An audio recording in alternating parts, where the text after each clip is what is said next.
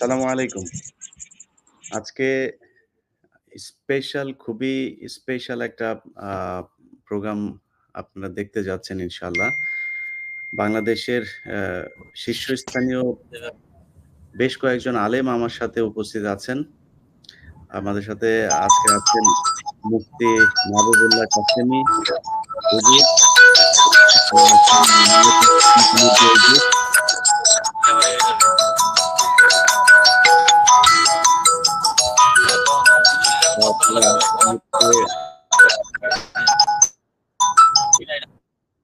তারপরে আছেন হচ্ছে মুফতি মাহবুবুল্লাহ কাসেমী হুজুর, মাহমুদুল হাসান গুনবী, রফিকুল ইসলাম মাদানী, খালেদ সাইফুল্লাহ ভাই, তারপরে আছেন আমার প্রিয় ভাই নুরুজ্জামান নোমানী।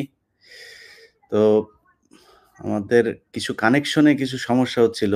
আ মুফতি আমির হামজা উনি একটা প্রোগ্রামে ছিলেন। সেখান থেকে বের হয়ে গাড়িতে বসে আমাদের সাথে যুক্ত হয়েছেন। যে কারণে উনার কানেকশনটা মাঝেমধ্যেই সমস্যা হচ্ছে।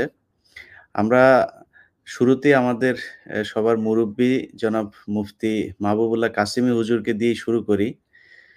আজকের অনুষ্ঠানের মূল আ যে কারণে আমরা শুরু করছি এই লাইভটি সেটি হচ্ছে যে আপনারা জানেন এই সরকারের প্রায় ১৫ দিনের কাছাকাছি মেয়াদ হতে চলেছে। এখনো অসংখ্য আলেম জেলখানায় বন্দী আছেন। বিশেষ করে গত পরশুদিন আপনারা একটা হৃদয় বিদারক ঘটনা দেখেছেন।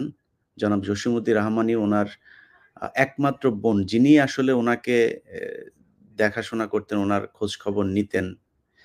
তিনার সেই বোনটাও পৃথিবী থেকে বিদায় নিয়েছেন এবং তিনি প্যারোলে মুক্তি পেয়েছিলেন ৩ ঘন্টার জন্য। তার যে বক্তব্য আমরা শুনেছি অত্যন্ত হাস্যোজ্জ্বল ছিলেন হুজুর। দীর্ঘ ১২ বছর ধরে তিনি জেলখানায় বন্দী আছেন। এই হাসিনা সরকারের যেই মিথ্যা মামলা, সেই মিথ্যা মামলায় থাকার পরেও তার যে হাস্যোজ্জ্বল চেহারা আমরা দেখেছি এটা আসলে ইমানেরই যে পরীক্ষা, সেই পরীক্ষার আ কি বলবো যে উত্তীর্ণ হয়েছেন তিনি আমার মনে হয়। যাই হোক, জসিমউদ্দিন রহমানীর মতো এখনো অনেক আলেম জেলখানায় আছেন। আমার এখানে যাদেরকে আপনারা এখন দেখছেন তাদের সবাই এই সরকারের জুলুম নির্যাতনের শিকার।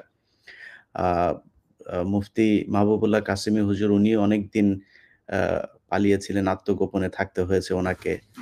তারপরে অন্য আর যে কজন এখন আপনারা দেখছেন সবাই দীর্ঘদিন জেলে ছিলেন, গুম ছিলেন, সরকারের নানান ধরনের নির্যাতন সহ্য করেছেন। মুফতি আমির হামজা উনার কথাও আপনারা জানেন। তো যাই হোক আমরা সেই বিষয়গুলো নিয়ে উনাদের কিছু অভিজ্ঞতা শুনবো এবং যেই আ আলেমরা এখনো জেলখানায় আছেন আমরা বর্তমান এই সরকার যে ইন্টার্ম আ গভর্নমেন্ট যারা আছেন তারা দ্রুত আমাদের এই আলেমদের কথা শুনবেন বলে আমরা বিশ্বাস করি। সেটা যেভাবে সম্ভব আ আ প্রতিদিন কোর্ট যদি নাকি বসিয়ে হয়, আইনের যত ধরনের নিয়মকানুন আছে সেই নিয়মকানুনের মধ্য দিয়ে কোন ধরনের কালক্ষেপণ না করে তাদের সবার মুক্তি চাই। তো আমরা মুফতি মাহবুবুল্লাহ কাসেমী হুজুর উনার কথাই বলছিলাম, উনার কাছে যাবো। ১ম হুজুর আপনারকে দিয়েই শুরু করি। আমরা সবাই আরকি আপনাদের যে নির্যাতনের চিত্র সেগুলো তো অবশ্যই বলবেন অল্প করে। সবাই অল্প করে কথা বললে আমার মনে হয় তাড়াতাড়ি আমরা শেষ করতে পারবো। তো আপনাকে দিয়ে শুরু করি হুজুর জি।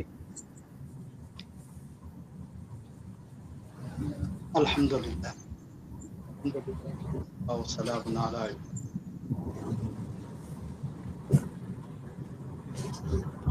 দ্বীন এবং ইসলাম। কথা বলেন। না, না। এরই পরিপ্রেক্ষিতে আমরা দেখতে পাই ২০০৯ এর দিকে যখন আওয়ামী লীগ সরকার সর্বপ্রথম ক্ষমতায় আসে, তখন তারা দেশে বিভিন্ন ধরনের নিজেদের আধিপত্যকে বিস্তারের জন্য বিশেষ করে ভারতের রয়ের সেই এজেন্ডাগুলি বাস্তবায়নের জন্য যারা তাদের প্রতি জুলুম এবং নির্যাতন করছে। যেমনি ভাবে হুজুর আপনার হেডফোনটা কি হুজুর একটু কাছে নিয়ে কথা বলা যায়? কারণ আপনার কথাটা পরিষ্কার শোনা যাচ্ছে না। জামাত ইসলামের উপর নির্যাতন করেছে। ঠিক এর পাশাপাশি হুজুর আপনার হেডফোনটা একটু কাছে নিয়ে কথা বললে ভালো হয়। আপনার কথা শোনা যাচ্ছে না ঠিকমতো। দেশে শান্তি প্রতিষ্ঠার মাধ্যমে মুফতি মাহবুবুল্লাহ দেশে কাসেমী ইসলাম এবং দ্বীনের জন্য যারা কাজ করে যাচ্ছিলেন পরিষ্কারভাবে আপনার কথা পরিষ্কার শোনা যাচ্ছে না। হেডফোনটা একটু কাছে নিয়ে কথা বললে ভালো হয়। আপনার কথা শোনা যাচ্ছে না ঠিকমতো। এই হেডফোনটা একটু মুখের কাছে নিয়ে কথা বললে মনে হয় শোনা যাবে। জি, কথা বলতেছিলাম যে ২০০৯-এ যখন আওয়ামী লীগ সরকার বাংলাদেশে ক্ষমতায় আসে, ওই সময়ে আওয়ামী লীগ সরকার তাদের ক্ষমতা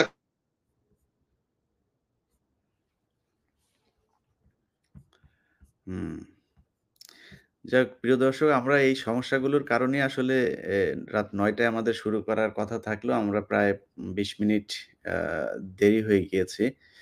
তো আমরা উনার কানেকশনের জন্য অপেক্ষা করি। মুফতি আমির হামজা ভাই, আপনাকেও মাঝে মধ্যে হারিয়ে ফেলছি। সো আপনাকে আমরা আ এখন শুনতে চাই। মুফতি আমির হামজা ভাইয়ের আরেকটা পরিচয় আছে। উনি হচ্ছে আমাদের জামাই, আমাদের পাশের গ্রামের জামাই। তো আ আজকে সবাইকে পরিচয় করায় দিলাম।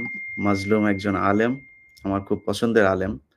সারা বাংলাদেশেই উনাকে সবাই খুব পছন্দ করে। যাই হোক, আ আমির হামজা ভাই, আপনি মিউট আছেন, আনমিউট করেন। করে একটু বলেন, আপনার কথা শোনার জন্য অপেক্ষা করছে সবাই।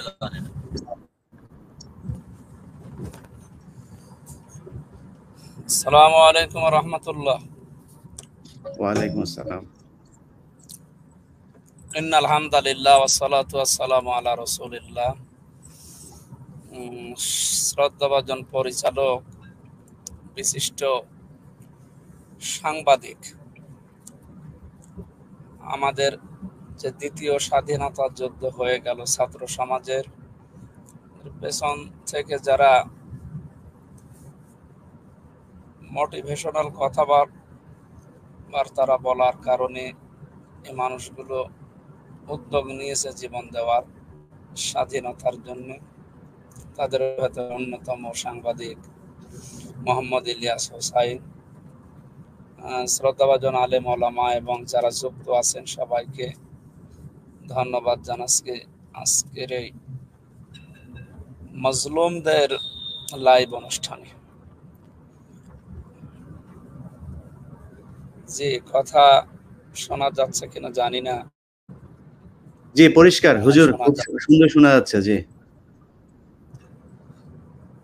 আজকে বাগেরহাটে যেখানে গিয়েছিলাম সদরে, এখানে পর 6 বছর 7 বছর ওরা আমাকে দাওয়াত দিয়েছে, একবারও উঠতে দেয়নি। যখন সব কমপ্লিট হয় তখন মাগরিবের সময় পুলিশ এসে বলে যে বাধা আছে, উপর থেকে নিষেধ হবে না, যে হাজার হাজার লক্ষ লক্ষ মানুষ এসে ফিরে যায়। আজকেও লক্ষাধিক মানুষ হয়েছে, কিন্তু আজকে আর ফিরে যাওয়া লাগেনি। সূরা নসরের উপরে আমি মন খুলে যতটুকু পারি কোরআনের কথাগুলো বলার চেষ্টা চালিয়েছি। জালেমদের বিরুদ্ধে আল্লাহর যে অভিযোগ, আল্লাহর যে মামলা, এই কথাগুলো কোরআন দিয়ে হাদিস দিয়ে তোলার চেষ্টা করেছি। মানুষকে বুঝিয়েছি যে জালেমদের আমরা ক্ষমা করে দিলেও আল্লাহর মামলার আসামি এরা, সুতরাং এদেরকে যদি ওরা নিজেরাও বাঁচাতে চায় তাহলে জালেম বিচার পৃথিবীতে হওয়া লাগবে। এইটাই ওদের উপকার, না হলে ওরা তো মরেও শান্তি পাবে না। কারণ ওরা তো হামজার মামলার আসামি না, রফিকের মামলার আসামি না, এই যে মাহমুদুল হাসান ভাইয়ের আসামি না, ওরা সরাসরি আল্লাহর মামলার আসামি। সুতরাং এই জালেম যারা বিদায় নিল, এই জালেমদেরকে বিচার করে দুনিয়া থেকে বিদায় দিতে পারলে ওরা আল্লাহর মামলা থেকে অব্যাহতি পাবে। সামনে ভবিষ্যতে বাংলাদেশে যারা আসবে, দায়িত্ব আছে বা আসবে, এরা যেন এখান থেকে শিক্ষা নেয়। বিশেষ করে সাবেক অবৈধ আইনমন্ত্রী আনিসুল হক এবং দরবেশ বাবার থেকে, তাদের উপরে যে যা চলছে এই কয়েকদিন থেকে, পরশু দিন থেকে কালকে, আমি তো মালয়েশিয়া থেকে রাত্রে এসে নেমেছি, যে বোঝা যাচ্ছে ভবিষ্যৎ যারা আসবে এরা যেন শিক্ষাটা নিতে পারে। নয়তো এভাবে যদি চলে যায়, এরাও আমরা শিক্ষা নেব। ইতিহাস থেকে শিক্ষা নেওয়ার জন্য কোরআন জানিয়েছে ওয়াল আসরি, আল্লাহ বলেন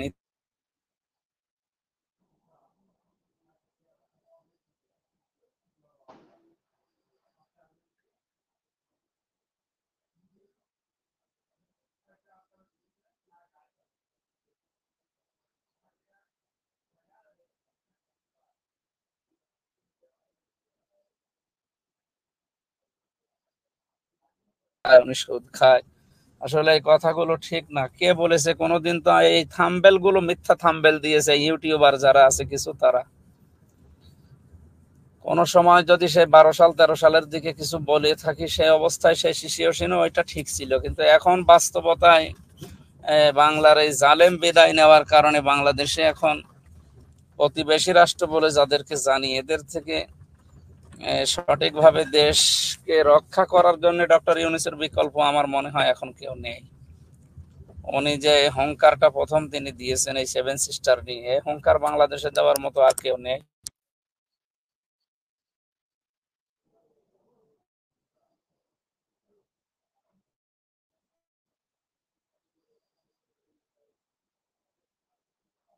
সরি, মুফতি আমির হামজা, ওনার কানেকশনটা খুব আমির হামজা ভাই শুনছেন? আমরা আমরা আমরা শুনছি না আপনাকে।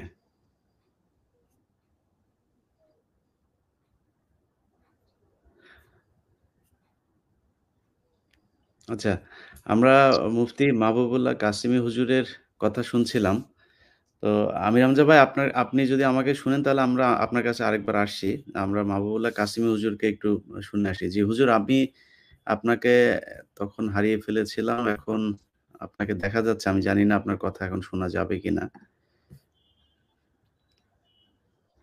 জি আলহামদুলিল্লাহ, আমি জি। আপনাদের কথা শুনতেছি। জি, আমরা যে পরিষ্কার। জি। কথাটা বলতেছিলাম যে বাস্তবিক পক্ষে বাংলাদেশে আওয়ামী লীগ সরকার যখন 2009 ক্ষমতা আসে, ওই সময়টাকে নিজেদের ক্ষমতাকে পাকাপোক্ত করার জন্য তারা যে ধরনের নোংরা পদক্ষেপগুলোকে গ্রহণ করেছিল, তার মধ্যে একটা ছিল বিরোধী দলকে শেষ করে দেওয়া। বাহ্যিকভাবে ক্ষমতার দ্বন্দ্ব বিএনপির সাথে থাকতে পারে, কিন্তু তারা সেই বিএনপিকেও শেষ করে দেওয়ার চেষ্টা করেছে, জামাত ইসলামকেও শেষ করে দেওয়ার চেষ্টা করেছে। এর পাশাপাশি আল্লাহ রাব্বুল আলামিনের দ্বীন এবং ইসলামের জন্য যারা কাজ করছে, আওয়ামী লীগ সরকার তাদেরকেও শেষ করে দেওয়ার চেষ্টা করেছে। আমরা দেখেছি যে তারা বিশাল বড় একটা পরিকল্পনা নিয়ে এদেশের ক্ষমতা এসেছিল, যার এই পরিপ্রেক্ষিতে ক্ষমতা আসার পরে পিলখানায় ঘটনা সংঘটিত করে সেখানে প্রায় 70 জন বিডিআরকে হত্যা করা হয়। শাপলা চত্বরে 2013-তে প্রায় সরকারের হিসাব অনুযায়ী, এবং আমার কাছে যে তালিকাটা রয়েছে সেই হিসাব অনুযায়ী 72 জন, বেসরকারি তালিকা হিসেবে প্রায় 3000-এর উপরে মানুষকে যেখানে হত্যা করা হয়েছে। সেই নোংরা এক রাজনীতি তারা চালু করেছিল। বিশেষ করে জঙ্গিবাদের নামে তারা বিভিন্ন ধরনের নাটক সাজিয়ে যাদেরকে নিজেদের ইসলামের নিজেদের ক্ষমতার বিপক্ষে মনে করেছে তাদেরকে জেলখানা, গুম, বিভিন্ন ধরনের জুলুম এবং নির্যাতন করেছে। গোটা এই 16টা বছর আওয়ামী লীগ সরকার তারা যেমনি ভাবে তাদের প্রতিপক্ষকে শেষ করেছে, ঠিক ইসলামকেও শেষ করে দেওয়ার জন্য তারা চেষ্টা করেছে। আমি মনে করি যে গুম এবং নাটক এটা আওয়ামী লীগের সরকারের সাজানো একটা পরিকল্পনা ছিল রর এজেন্টকে বাস্তবায়ন করার জন্য এবং তাদের ক্ষমতাকে টিকে রাখার জন্য। আজ যেহেতু আওয়ামী লীগ সরকার ক্ষমতা থেকে গিয়েছে, ছাত্রদের এক আন্দোলন এবং এদেশের অপমর জনসাধারণের সহযোগিতার মাধ্যমে, বিশেষ করে বিদেশে থেকে আপনি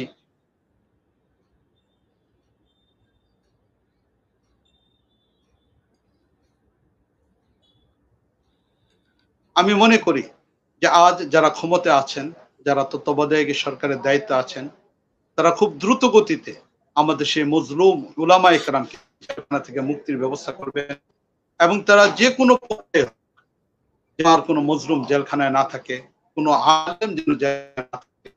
এর পাশাপাশি রাজনৈতিক ভাবেও যারা হিংসার প্রতিপক্ষ হয়েছিল, যাদেরকে জেলখানায় তাদেরকেও যেন তারা মুক্তির ব্যবস্থা করেন। এটার পাশাপাশি পৃথিবীর স্বাভাবিক নিয়ম হলো হত্যাকাণ্ডের বিচার হওয়া দরকার।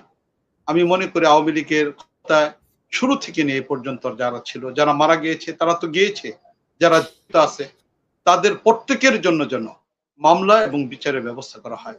পিলখানা সেই শহীদদের রক্তের বদলা যেন নেওয়া হয়, শাপলা চত্বরের শহীদদের রক্তের বদলা যেন নেওয়া হয়। বিশেষ করে 2024-এ যে সকল ছাত্ররা মারা গিয়েছে, সরকারি হিসাব তালিকা হিসেবে যাদের সংখ্যা 300-র উপর উল্লেখ করা হয়েছে, বেসরকারির হিসাব অনুযায়ী 3000-এর উপর উল্লেখ করা হচ্ছে। সুতরাং তাদের প্রত্যেকটা হত্যার বদলা যেন এই আওয়ামী লীগ সরকারের কাছ থেকে নেওয়া হয়। আমি আপনার মাধ্যমে, আপনার একজন অত্যন্ত ভক্ত, আপনার আলোচনাগুলিকে আমি শুনি ইলিয়াস ভাই। আমি আপনার মাধ্যমে যে আপনি কাজ করে যাচ্ছেন, আমি আপনার মাধ্যমে আজকে পুরো বিশ্বের মানুষকে জানিয়ে দিতে চাই, শুধু এতটুকুই না, বদলা শুধু নেওয়া হবে এতটুকু না, বরং আওয়ামী লীগকে সন্ত্রাসী সংগঠন হিসেবে যেন নিষিদ্ধ করা হয়, ছাত্রলীগের যেন নিষিদ্ধ করা হয়, আওয়ামী লীগের যেন নিষিদ্ধ ঘোষণা করা হয়। এই দাবিটা আজকে গোটা দেশের ভিতরে আপনারা সবাই তৈরি করার চেষ্টা করেন। জি, প্রিয় দর্শক, মাহমুদুল হাসান গুনবী, আপনারা ওনাকে নিশ্চয়ই সবাই চেনেন, যার তেজোদ্দীপ্ত যেই ভাষণ, সেই ভাষণ আমি যখনই শুনতাম তখনই শরীরের লোম দাঁড়িয়ে যেত। আমি ওনার আটক হবার পরের ঘটনাও শুনেছি। আমার এই চ্যানেলে ধারাবাহিকভাবে এই যে আলেমদেরকে কি ধরনের নির্যাতন করা হয়েছে ওনাদের মুখ থেকে আপনারা লম্বা সময় ধরে এই আলোচনাগুলো শুনবেন। আমি এক করে সবারগুলো রেকর্ড করছি। এরই মধ্যে রফিকুল ইসলাম মাদানী হুজুর, তারপরে খালেদ সাইফুল্লাহ ভাই, আরো অনেকের বক্তব্য রেকর্ড করা হয়েছে। সেগুলো একটা করে ধারাবাহিকভাবে যাবে। এই সরকার আলেমদের উপরে কি পরিমাণে নির্যাতন করেছে সেটা আপনারা জানবেন।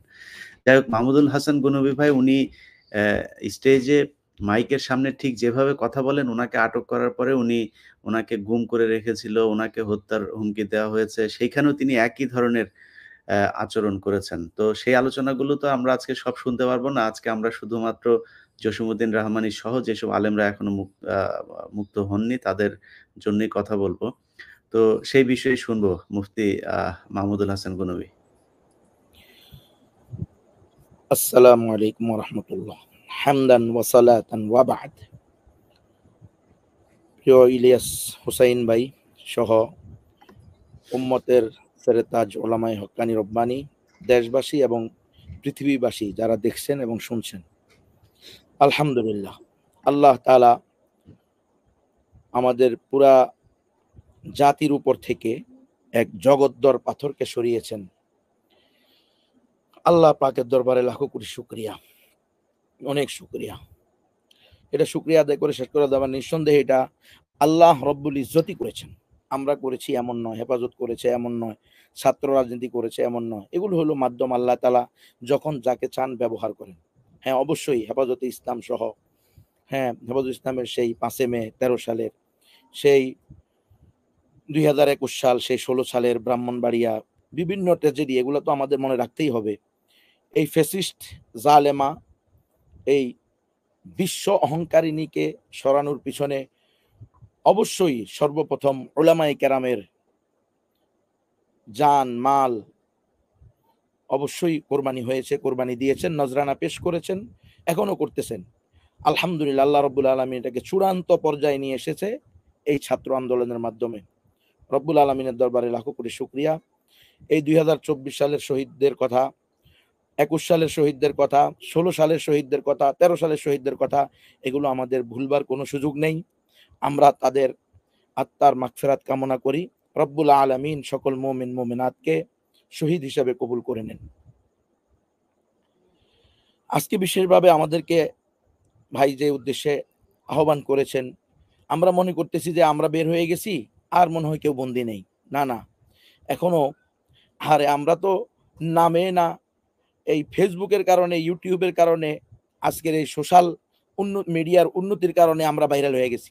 আমাদের চেয়ে বহুত বড় বড় আল্লাহওয়ালা হকপন্থী ওলামায়ে কেরাম, আমাদের চেয়ে বহুত বড় বড় দেশপ্রেম ধর্মপ্রেমে যারা নিজেদের পুরা জিন্দিগি, নিজেদের সব কিছু, স্ত্রী সন্তানকে কোরবানি দিয়ে আজকে 17 বছর, 20 বছর, 13 বছর, 11 বছর অন্ধকার প্রকোষ্ঠে পড়ে আছে। ওদেরকে আমরা জানি না, ওদেরকে আমরা চিনি না, ওদের নাম আমরা জানি না, তার কারণে তাদের নাম নেই না।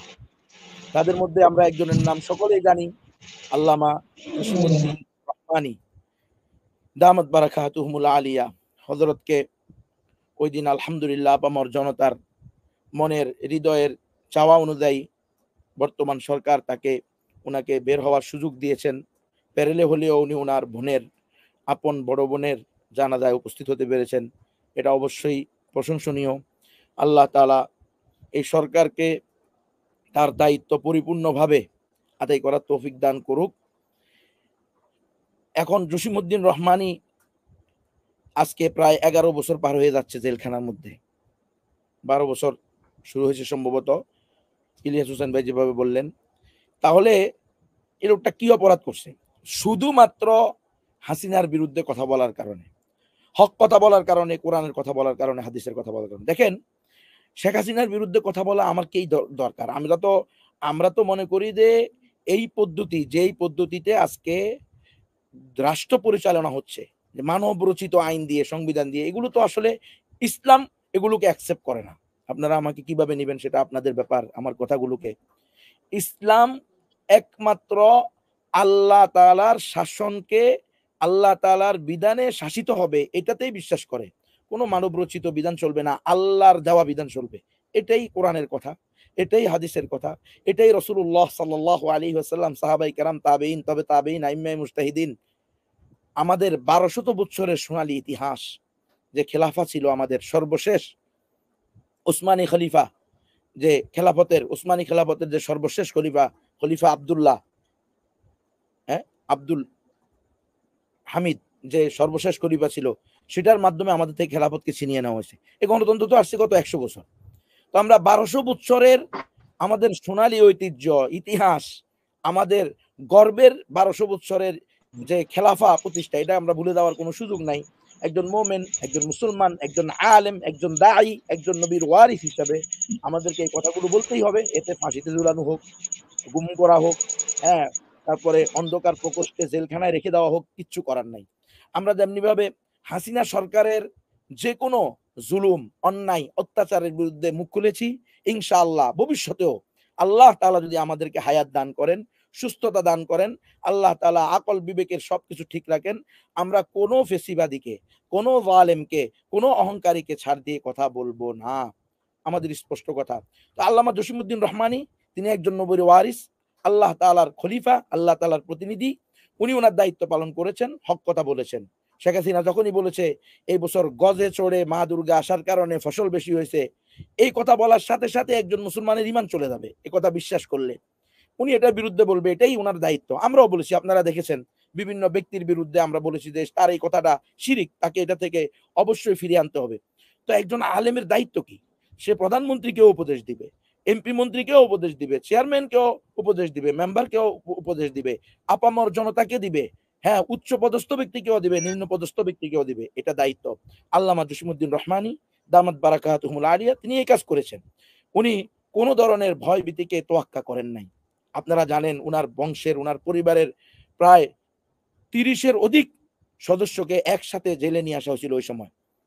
আলহামদুলিল্লাহ সবাই বের হয়েছেন, কিন্তু উনার ছোট ভাই অলরেডি তারা তাকে হত্যা করেছে, গুম রেখে নির্মম নির্যাতন করেছে। তার নাক দিয়ে, মুখ দিয়ে, পায়খানার রাস্তা দিয়ে সবসময় রক্ত যেত। শেখ নিজে আমাকে বলেছেন, জেলখানা থাকা অবস্থায় সে শহীদ হয়ে গেছে, জেলখানায় দেওয়ার পরে মারা গেছেন। উনার স্ত্রী নাই, উনার সন্তান 2টা ছেলে ছিল, তারাও মারা গেছে। এই লোকটার মধ্যে কি আছে এখনো যে তাকে ধরে রাখতে হবে? কি জন্য রাখতে হবে? আমি এই ইলিয়াস ভাইয়ের মাধ্যমে, আজকের এই লাইভের মাধ্যমে পুরা দেশ, জাতি এবং আন্তর্জাতিক ভাবেও যারা হিউম্যানিটির কথা বলেন, মানবতাবাদের কথা বলেন, মানবতাবাদকে প্রাধান্য দেন, কথায় কথায় বলেন এখানে মানবতা লঙ্ঘন হচ্ছে, তো এই ব্যক্তিটার জন্য কি মানবতা নাই? হ্যাঁ, হাসিনা সরকারের, খুনি হাসিনার সংবিধান অনুযায়ী তিনি মানবতা পায় না, কারণ তারা বলতে চায় যে এই ব্যক্তিদের, এরা মানুষ না, এদেরকে না মানুষ বলতে চায়। তো আল্লামা জসিমউদ্দিন রহমানী সাহেব সহ আরো অনেক উলামায়ে কেরাম, যাদেরকে ওই যে 21শে আগস্টের মামলায়, এরপরে কি বটমূল মামলা, তারপরে আরো এই কি পুটালিপাড়ার মামলা, এই ধরনের বিভিন্ন মামলা দিয়ে আরো অনেক উলামায়ে কেরামকে রেখে দিয়েছেন আজকে 13 বছর 15 বছর ধরে। তারাও কিন্তু আলেম। আমি দেখেছি তাদের মধ্যে আল্লাহ তাআলা যে মহব্বত, যে ভালোবাসা দ্বীনের প্রতি, ঈমানের প্রতি, উম্মার প্রতি, দ্বীন ধর্মের প্রতি, এটা আমার ভিতরে তার ছিটে ফোটাও নাই আমি মনে করি। তাহলে তাদেরকে আজকে দীর্ঘদিন জেলে রেখে দেওয়া হয়েছে। এগুলো সব ভুয়া মামলা। আপনারা জানেন ওরে নাকি কে 76 বোমা মামলা মারতে গেছে, কি করতে গেছে। আপনারা জানেন মিডিয়া সন্ত্রাস, এই হলুদ মিডিয়ারা এই সমস্ত গল্প বানায়া, আর তার কিছু প্রেতাত্মারা যাদেরকে সে এরকম ভাবে কি দিয়েছে, সে তার প্রেতাত্মাদেরকে এরকম এই কাজেই লাগাইছে যে তারা জঙ্গি নাটক করবে। বিভিন্ন নাটকের মাধ্যমে এই ওলামায়ে কেরামদের বিশাল একটা টিম, তৌহিদবাদী, ইমানবাদী, যারা ইসলামী। আপনি শুধু দেখছেন যে খুলনার একটা ছেলে, খুলনা ভার্সিটির একটা ছেলে, সে প্রযুক্তি বিশ্ববিদ্যালয় সম্ভবত, ওখানকার ওই ছেলে শুধু লিখছে তার আইডিতে যে আমি খেলাফায় বিশ্বাসী, গণতন্ত্রে বিশ্বাসী নয়। তো এটা তো একজন মোমেনের বিশ্বাস হতে হবে। একজন মোমেন তো এটাই বিশ্বাস করবে, আমরা শরিয়া বিশ্বাস করব। হ্যাঁ, আমার সাধ্য নাই, শক্তি নাই, সামর্থ্য নাই, মানুষ আমাকে পছন্দ করে না, এই জন্য আমি সেটা করতে পারি নাই, তাই বলি কি আমি দাওয়াত দেবো না? তোমাদের গণতন্ত্র কি বলে? তোমরা যারা গণতন্ত্রকে বিশ্বাস করো, গণতন্ত্রকে আদর্শ হিসাবে মানো, তোমরাই তো বলো প্রত্যেক ব্যক্তি, প্রত্যেক জাতি তার আদর্শের প্রচার প্রসার, ধর্মের প্রচার প্রসার করতে পারবে। আমাদের ধর্মের কথা তো এটাই, নাসবুল ইমামি ফরজুন, খেলাফা প্রতিষ্ঠা করা এটা উম্মতের উপরে ফরজ দায়িত্ব। আমরা কিভাবে এটার বিরোধিতা করব? কিভাবে আমরা গণতন্ত্র, সমাজতন্ত্র, জাতীয়তাবাদ, ধর্ম নিরপেক্ষতাবাদের মতো কুফুরি এবং শিরিকি মতবাদকে বলবো যে এই দেশের, হ্যাঁ, এটাই হলো মূলতন্ত্র, মূল আদর্শ? নাউযুবিল্লাহি মিন যালিক। কোন মোমেন এটা বলতে পারবে না, কোন মুসলমান এটা বলতে পারবে না। তাহলে এই যত ওলামায়ে কেরামকে আজকে ধরছে, আমি মনে করি তাওহীদবাদী, এরা সব জুলুমের শিকার এবং শেখ হাসিনার বলির পাঠা হয়েছে। শেখ হাসিনা তার ক্ষমতাকে মজবুত করার জন্য, ছাত্রলীগ, যুবলীগ, আওয়ামী লীগ, শেখ হাসিনা সর্বোপরি তারা তাদের স্বৈরাচারী এই ক্ষমতাকে স্থায়ী করার জন্য, স্থায়িত্ব রাখার জন্য এই সব আলেম ওলামাকে, ভাই আমির হামজা সহ, রফিকুল ইসলাম মাদানী সহ, খালিদ সাইফুল্লাহ সাহেব সহ, নুরুজ্জামান সাহেব সহ, যারাই জেলখানায় গিয়েছে, আরো অনেক ওলামায়ে কেরাম গিয়েছেন, ওনারাও জানেন এই লোকগুলোর উপরে কি পরিমাণ নির্মম নির্যাতন। অনেক লোক এমনও আছে যার বাবার নামও ঠিক নাই, তার এলাকার নামও ঠিক নাই, তার বাড়ি ফরিদপুর, তার দেওয়া হয়েছে তার মামলা দেওয়া হয়েছে সিলেটের, তার বাবার নাম একটা, তার বাবার নাম আরেকটা, এরকম মামলাও কিন্তু চলতেছে। সবগুলো মামলা বুয়া। এর মধ্যে সাধারণ মানুষকে কথাও আমি বলবো, সাধারণ মানুষদের মধ্যে আমি বলবো, শুধু আলেম ওলামা না, আমি বলতেছি যাদের উপরে জুলুম হচ্ছে সকলকে ছেড়ে দেওয়া হোক, এবং যাদের রায় হয়ে গেছে এদেরকে নির্বাহী আদেশে এগুলো সব বাতিল করা হোক, অথবা যেটা বলা হয় যে এগুলো ভুল এবং অন্যায়ভাবে এগুলোকে ভুল প্রমাণ করা হোক, যে কোনো ভাবে হোক। অর্থাৎ যেই পদ্ধতিতে এই মামলাগুলোকে বাতিল করা যায় সেই পদ্ধতিতে বাতিল করতে হবে। জি, রফিকুল ইসলাম মাদানী হুজুর, আমি রফিকুল ইসলাম মাদানী, মাহমুদুল হাসান গুনবী হুজুর যেটা বলছিলেন, ভাইয়ের কথায় আপনার ঘটনাটাই আমরা একটু শোনাই আজকে।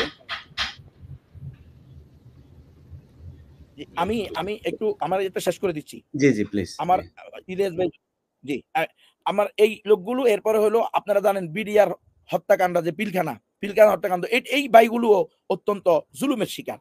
এখানে প্রায় 900 ভাই আছে, এদের কথা কেউ বলে না কেন? এরা কি অন্যায় করেছে? এরা কি করেছে? আপনারা জানেন এটা পুরাটা করছে, রকে দিয়ে করানো হয়েছে, এবং খুনি হাসিনা করাইছে, তার মন্ত্রীরা করাইছে, তার এমপিরা করাইছে। তাহলে আজ তারা কেন নিরপরাধ 900 মানুষ জেলখানায় পড়ে থাকবে?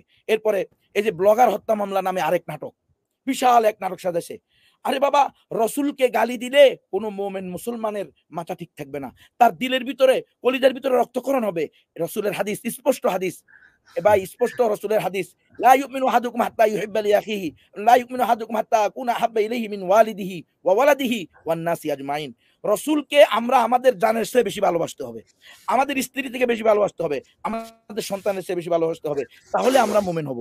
এর আগ পর্যন্ত আমরা মুমিন হব না। তাহলে এই যে একটা নাটক সাজায়া কে মারছে কারা মারছে কোনো প্রমাণ নাই, কোনো দলিল নাই, তাদেরকে ওই জায়গায়ও পায় নাই, কিন্তু শুধুমাত্র শেখ হাসিনা ওই তারা তাদেরকে প্রভু মানতো, ধরেন ভারতের রকে খুশি করার জন্য, নরেন্দ্র মোদীকে খুশি করার জন্য, আরো তারা তাদেরকে প্রভু মানতো, তাদেরকে খুশি করার জন্য এদের ব্যাপারে মৃত্যুর রায় দিয়ে দিল, ফাঁসির রায় দিয়ে দিল।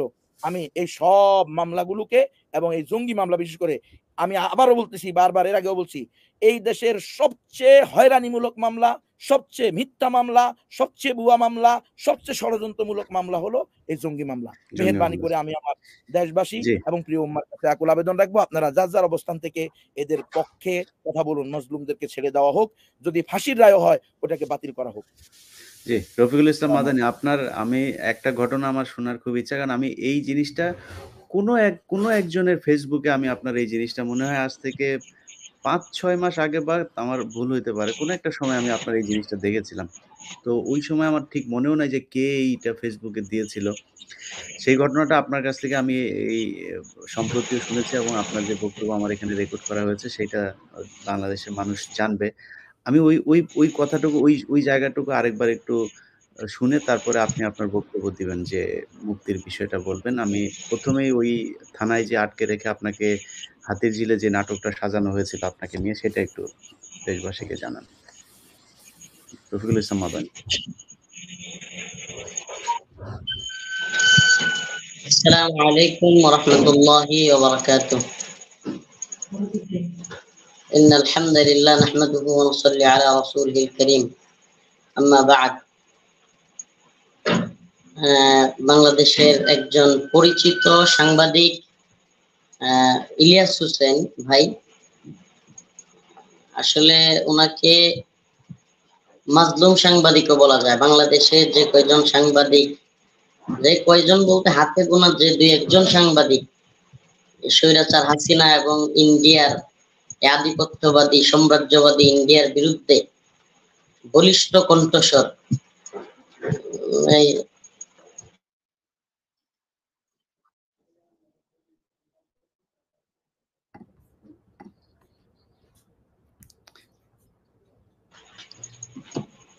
আধিপত্যবাদী ভাই, আমার কথা শোনা যাচ্ছে? হ্যাঁ জি, শুনছি জি, বলেন।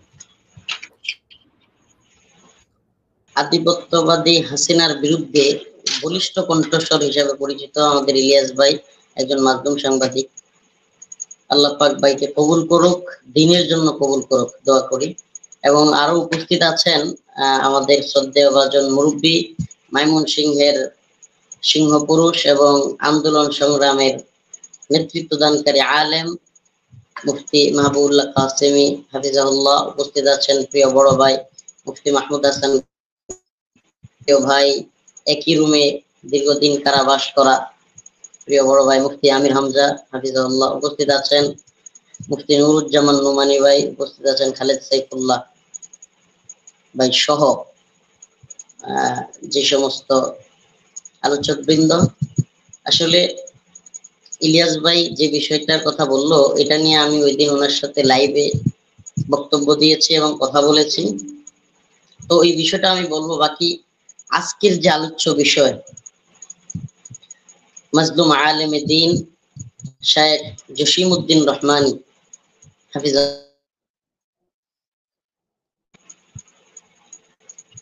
উনি সহ অন্যান্য বন্দী মাজলুম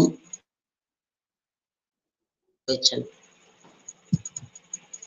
সেই সমস্ত নির্যাতিত নিপীড়িত আলেমদের মুক্তি নিয়ে কথা বলার জন্য আজকে আমাদের এই অনুষ্ঠান। আসলে নিজেকে জাহির করা কিংবা নিজেকে পরিচিত করা সেটা আমাদের উদ্দেশ্য নয়। আমাদের উদ্দেশ্য হোক উম্মার জন্য, আমাদের উদ্দেশ্য হোক আখিরাতের জন্য। আসলে আমি সর্বপ্রথম যে কথাটা বলবো সেটা হলো, ভাই দেখেন,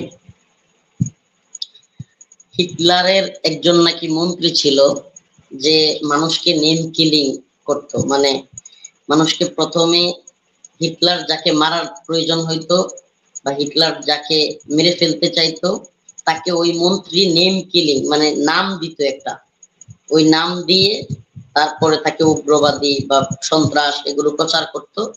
এক পর্যায়ে হিটলার তাকে মেরে ফেলতো। তো আমরা বাংলাদেশে বিগত 15-16 বছর এটাই দেখেছি যে এই শেখ হাসিনা স্বৈরাচার সরকারের যখন যাকে প্রয়োজন হয়েছে, যাকে যেটা দেওয়ার প্রয়োজন হয়েছে, মানুষের কাছে বিভ্রান্ত করা, মানুষের কাছে ওই মানুষটাকে ছোট করা, ওই মানুষটাকে বিতর্কিত করা, তারপর বিতর্কিত করা শেষ, এখন সেই মানুষটাকে দরপাকড় শুরু। এটা শেখ হাসিনা এবং তার মন্ত্রীরা, এবং এটা রয়ের প্ল্যান। ওই হিটলারের মন্ত্রী এবং এই শেখ হাসিনা এবং তার মন্ত্রীদের প্ল্যানও সেম। যেমন আমি একটু উদাহরণ দিলে আপনারা হয়তো বুঝবেন, বিষয়গুলো সব আপনারাও জানেন। আল্লামা দিলওয়ার হোসেন সাইদি রাহিমাহুল্লাহ, এই মানুষটা ওনার সন্তানের জানাজায় গিয়ে বুক ফাটা আর্তনাদ নিয়ে চিৎকার করে বলেছিলেন, ৭১-এর ১ ফোঁটা বালি বা কাদা আমার গায়ে লাগে নাই, লাগে নাই, লাগে নাই। অথচ আল্লামা সাইদি রহিমাহুল্লাহ বেঁচে থাকতে এদেশের আলেমরা উনার ব্যাপারে মুখ খুলতে ভয় পেয়েছিলেন। কেন? কারণ উনাকে ৭১-এর রাজাকার বলা হয়েছে। রাজাকারদের নিয়ে কথা বললে না জানি আমাকেও কি রাজাকার বলে বসে কিনা। এই যে নেম কিলিং এর সফলতা, হিটলারের মন্ত্রীর নেম কিলিং এর সফলতা এটাই। আপনি এলাকার একটা মানুষকে দেখতে পারেন না, এখন তার সাথে অন্যদের ঝগড়া লাগাই দিতে চান, তাকে ছোট করতে চান। তার একটা পালিত কুকুর আছে, ওই কুকুরটাকে আপনি মেরে ফেলবেন, এলাকায় আপনি ছড়াইয়া দিলেন যে কুকুরটা পাগল হয়ে গেছে, পাগলা কুত্তা। এখন ওই লোক কুকুর পালে, কুকুরটাকে এলাকার মানুষ মেরে ফেলছে, আর ওই লোক খুব কষ্ট পাইছে, এলাকার মানুষের সাথে তার ঝগড়া হইছে, ওই লোক বিপদে পড়ে গেছে আর আপনি সফল। অর্থাৎ আপনি যে নেম কিলিং, যে কুকুরটা পাগল হয়ে গেছে, এই যে নেম কিলিং এর সফলতা, সেম ভাবে এই হাসিনা এবং তার সরকার এবং তারা মিলে হিটলারের সেই নেম কিলিং বুদ্ধিটা, আমার কথা কি শোনা যাচ্ছে ভাই? জি জি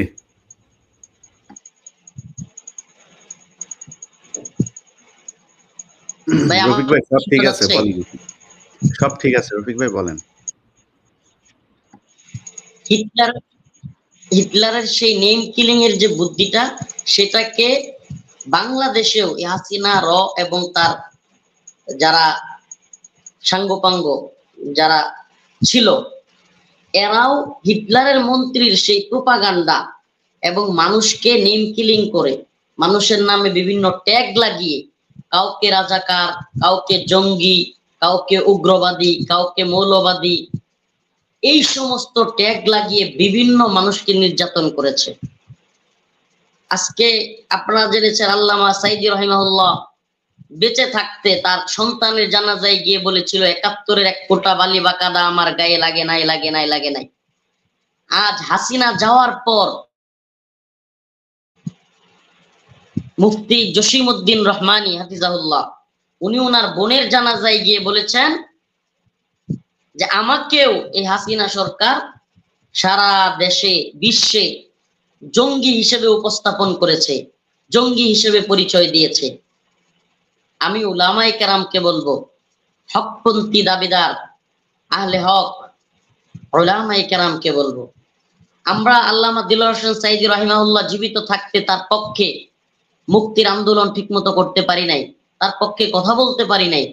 মারা যাওয়ার পর সবাই ঠিকই আল্লামা সাইদি রাহিমাহুল্লাহকে নিয়ে অনেক পোস্ট করেছি, তার পক্ষে সাফাই গিয়েছি, অনেক কথা বলেছি, কিন্তু আমাদের মাঝে আর আল্লামা সাইদি রাহিমাহুল্লাহ আর আসবেন না।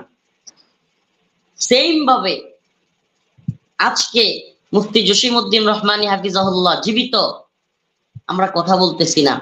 এই মানুষটা এখনো ১০-১২ দিন হয়ে যাচ্ছে, এই ফ্যাসিস্ট হাসিনা চলে গেছে, এখনো কেন উনি মুক্ত বাতাসে আসতে পারতেছেন না? অন্যান্যদের কথা বাদ দেন, আপনি বলবেন অনেক বড় মামলা, এই সেই তুলনা দিবেন যে জামাতের, বিএনপির বা অমুক দলের তমুক দলের অনেক নেতা এখনো পড়ে আছে। মুফতি জসিমউদ্দিন রহমানী হাফিজাহুল্লাহর নামে তেমন কোনো মামলাই বাকি নাই, প্রায় সবগুলো মামলা জামিনে উনি মুক্ত। জাস্ট কিছুদিন আগে মুক্তি পাওয়ার পর একটা মামলা ওনার নামে দিয়ে তারপর আবার কারাগারে বন্দী করা হয়েছে। তো এই মামলাটা থেকে মুক্তি পাইতে ওনার এত সমস্যা হওয়ার কথা না।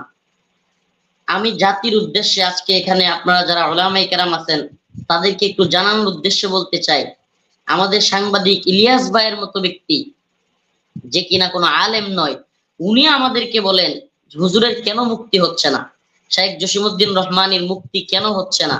উনি মুক্তির পক্ষে কথা বলেন, কিন্তু আমরা অনেক বড় বড় শায়েখদেরকে, বাংলাদেশে অনেক বড় বড় আলেমদেরকে দেখতেছি না যে এই মাজলুম মানুষটার পক্ষে একটা পোস্ট করা, মাজলুম মানুষটার মুক্তি নিয়ে একটা কথা বলবা আমরা পাচ্ছি না। অথচ ইলিয়াস হোসেন ভাই ওই মানুষটার পক্ষে কথা বলতেছেন।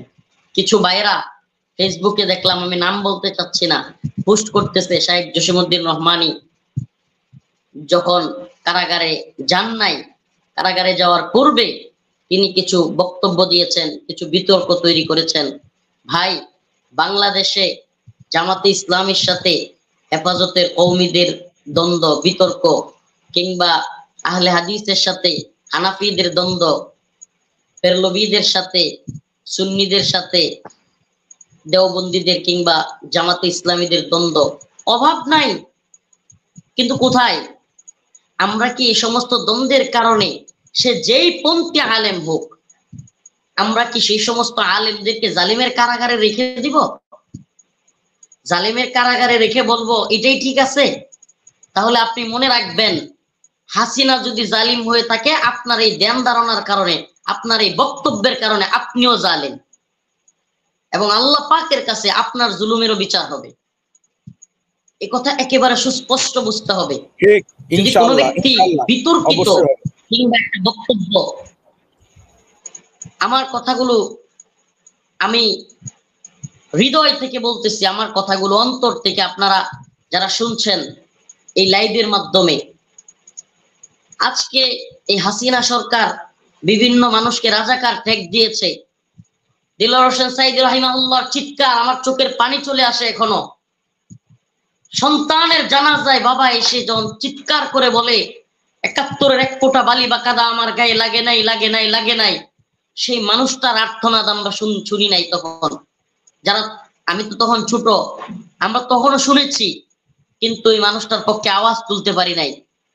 আজকে জসিমউদ্দিন রহমানী হাফিজাহুল্লাহ চিৎকার করে বলতেছেন আমার জঙ্গি সংশ্লিষ্টতা, সন্ত্রাসী কার্যক্রমের সাথে আমার কোনো সংশ্লিষ্টতা নাই। আমি যদি বলি জঙ্গি কারা, এই যে জঙ্গি একটা ট্যাগ, এই ট্যাগটার মূল মিনিং কি?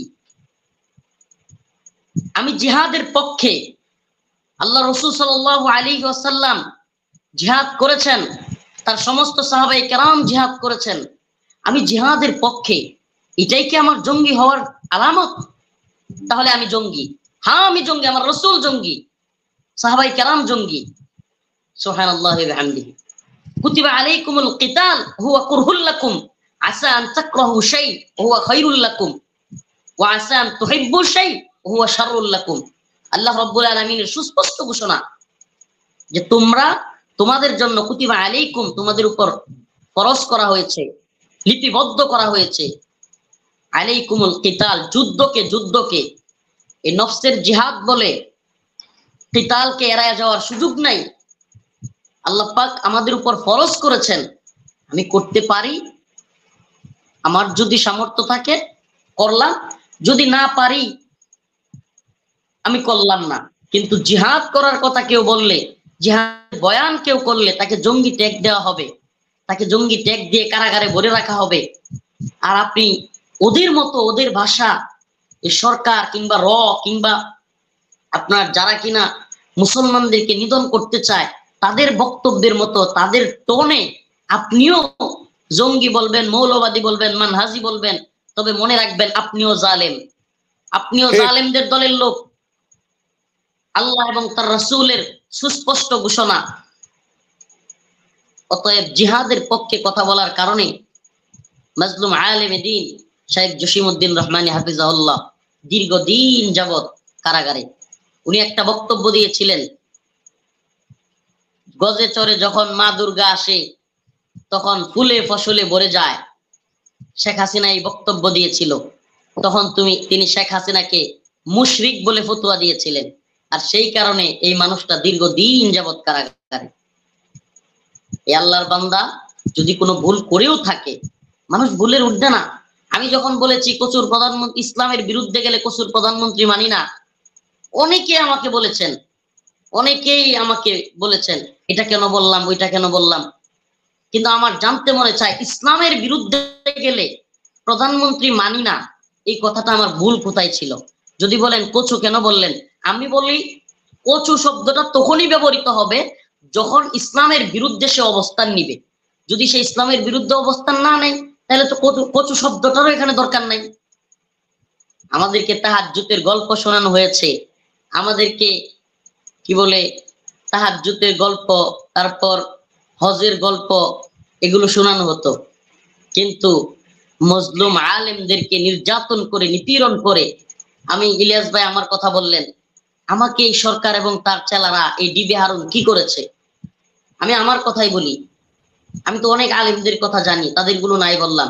আমাকে আমার গায়ের পাঞ্জাবি জুব্বা খুলে ফেলা হয়েছে, এই হারুন করেছে।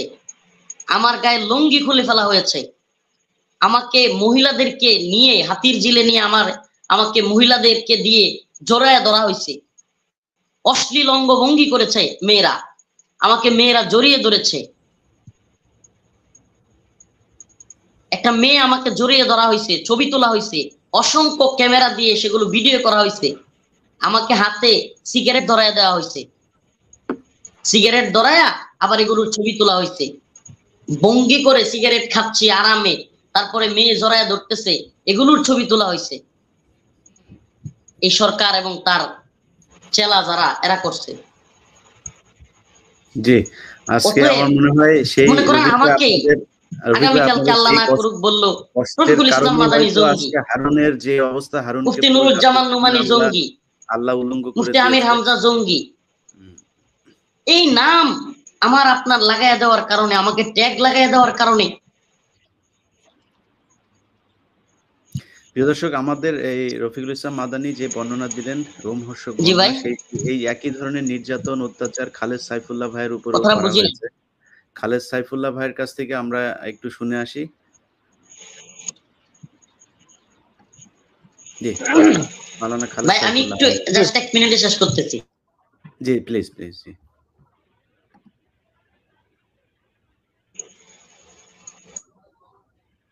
রফিক ভাই শেষ করেন আপনি। জি ভাই বলেন।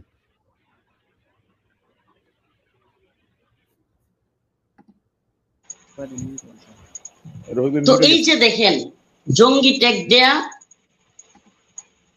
উগ্রবাদী ট্যাগ দেয়া, মানহাজি ট্যাগ দেয়া, রাজাকার ট্যাগ দেয়া, এই সমস্ত ট্যাগ দেওয়ার কাজগুলো র করেছে, এই সমস্ত ট্যাগ দেওয়ার কাজগুলো রেন্ট কর্পোরেশন করেছে, এই সমস্ত ট্যাগ দেওয়ার কাজগুলো শেখ হাসিনা সরকার করেছে। আজ আপনার মুখে আমার মুখে আলেম হয়ে আপনি জিহাদের কাজ করতে পারেন বা না পারেন, জিহাদের কথা বলতে পারেন বা না পারেন, এই ট্যাগ গুলো আজকে ইলিয়াস হোসেন ভাই সাংবাদিক, উনাকেও তো জঙ্গি ট্যাগ দিয়েছে আমি যতদূর শুনেছি ওনার কাছে। তো এই যে জঙ্গি ট্যাগ দেয়া, রাজাকার ট্যাগ দেয়া, এই সমস্ত কথাগুলো আমাদের মুখে মানায় না।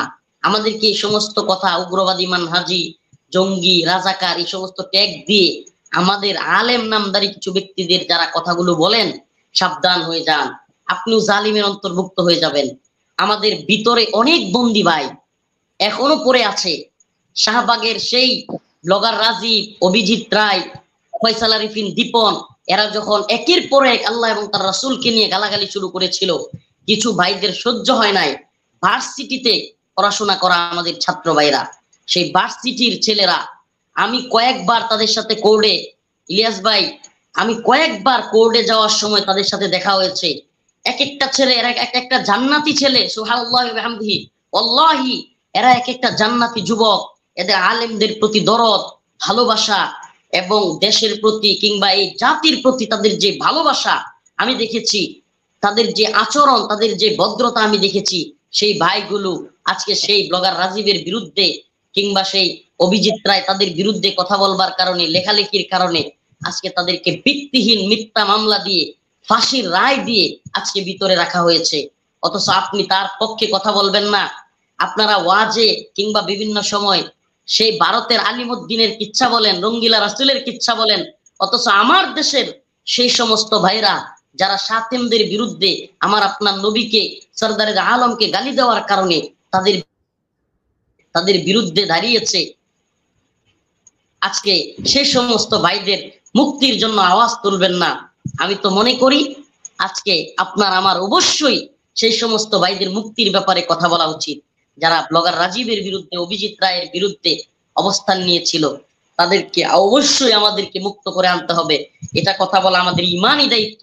ওয়াল্লাহি কে হেফাজত, কে জমিয়ত, কে খেলাফত, কে চরমোনাই, আল্লাহর কাছে কোন দল, কোন নেতা, কোন পীর আল্লাহ এবং তার রাসূলের কাছে জবাব দিতে পারবে না যদি এই সমস্ত রাসূল সাল্লাল্লাহু আলাইহি সাল্লামের ভালোবাসার আশিক রাসূলগুলোর মুক্তির ব্যাপারে আমরা যদি কথা না বলতে পারি, আল্লাহর কাছে জবাব দিতে পারবো না। আল্লাহ পাকের কাছে কোন ব্যক্তি বড় পীর, কোন ব্যক্তি বড় বক্তা, এটা আল্লাহর কাছে ধর্তব্য না। ইশকে নবীর দাবিতে যারা নেমেছে, অবশ্যই আমাদেরকে তাদের পক্ষে কথা বলতে হবে। দ্রুত তাদের মুক্তির জন্য আমাদেরকে ব্যবস্থা নিতে হবে। আল্লাহ পাক আমাদের সবাইকে এই ভাইদের মুক্তির কাজ করার তৌফিক দান করুন। আসসালামু আলাইকুম ওয়া রাহমাতুল্লাহ। আসসালাম। জি খালেদ সাইফুল্লাহ। আসসালামু আলাইকুম ওয়া রাহমাতুল্লাহি ওয়া বারাকাতুহু। ওয়ালাইকুম আসসালাম। হামিদা ওয়া মুসাল্লি আম্মা বাদ। মুআজ্জাজ উলামায়ে কেরাম এবং প্রিয় উপস্থাপক ইলিয়াস হাসান ভাই সহ যারা এই লাইভ অনুষ্ঠান শুনছেন তাদের সকলকে মুবারকবাদ, অভিনন্দন জানিয়ে আমি আমার আলোচনা শুরু করছি। আল্লাহ পাকের শুকরিয়া যে আল্লাহ তাআলা এক বিশাল নাটক মঞ্চের অবসান ঘটিয়েছে, নাট্য মঞ্চের অবসান।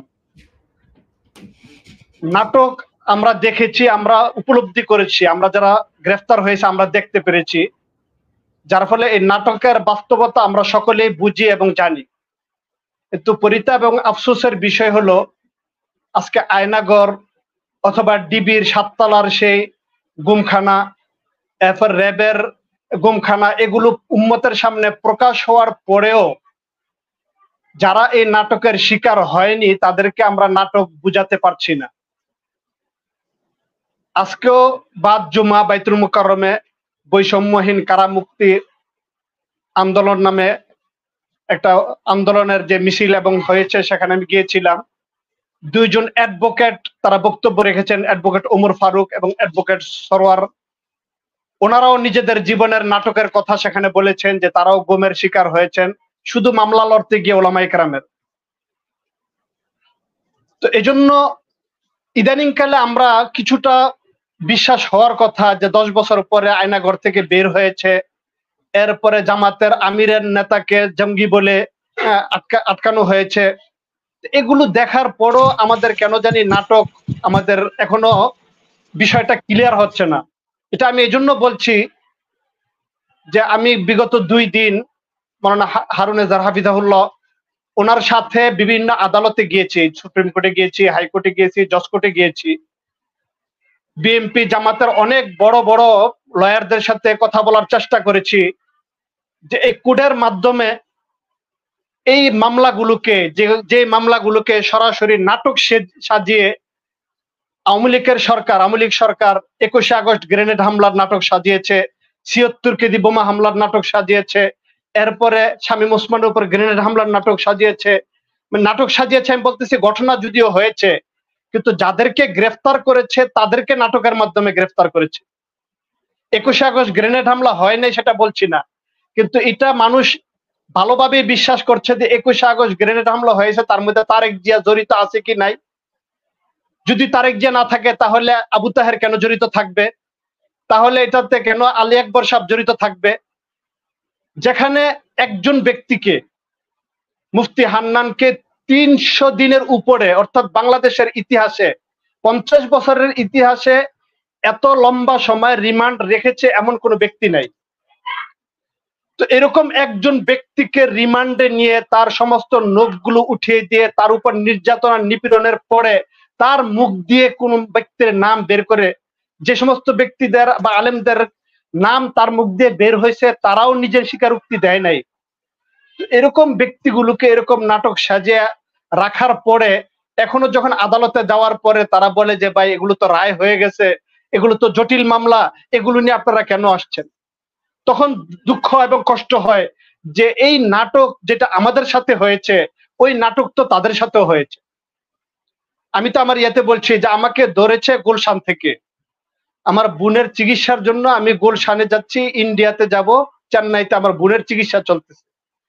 ওইখান থেকে ধরে এনে 3 মাস গুম রেখে এরপরে নাটক সাজিয়েছে আমাকে দুপুর 12টার সময়, টাইমটা দেখেন, দুপুর 12টার সময় পিচডালা রাস্তার পাশে টিএনটি কলেজের সামনে 5-7 জনকে নিয়ে আমি জঙ্গি পরিকল্পনা করার জন্য বা সন্ত্রাসী হামলা করার জন্য আমি একত্রিত হয়েছি।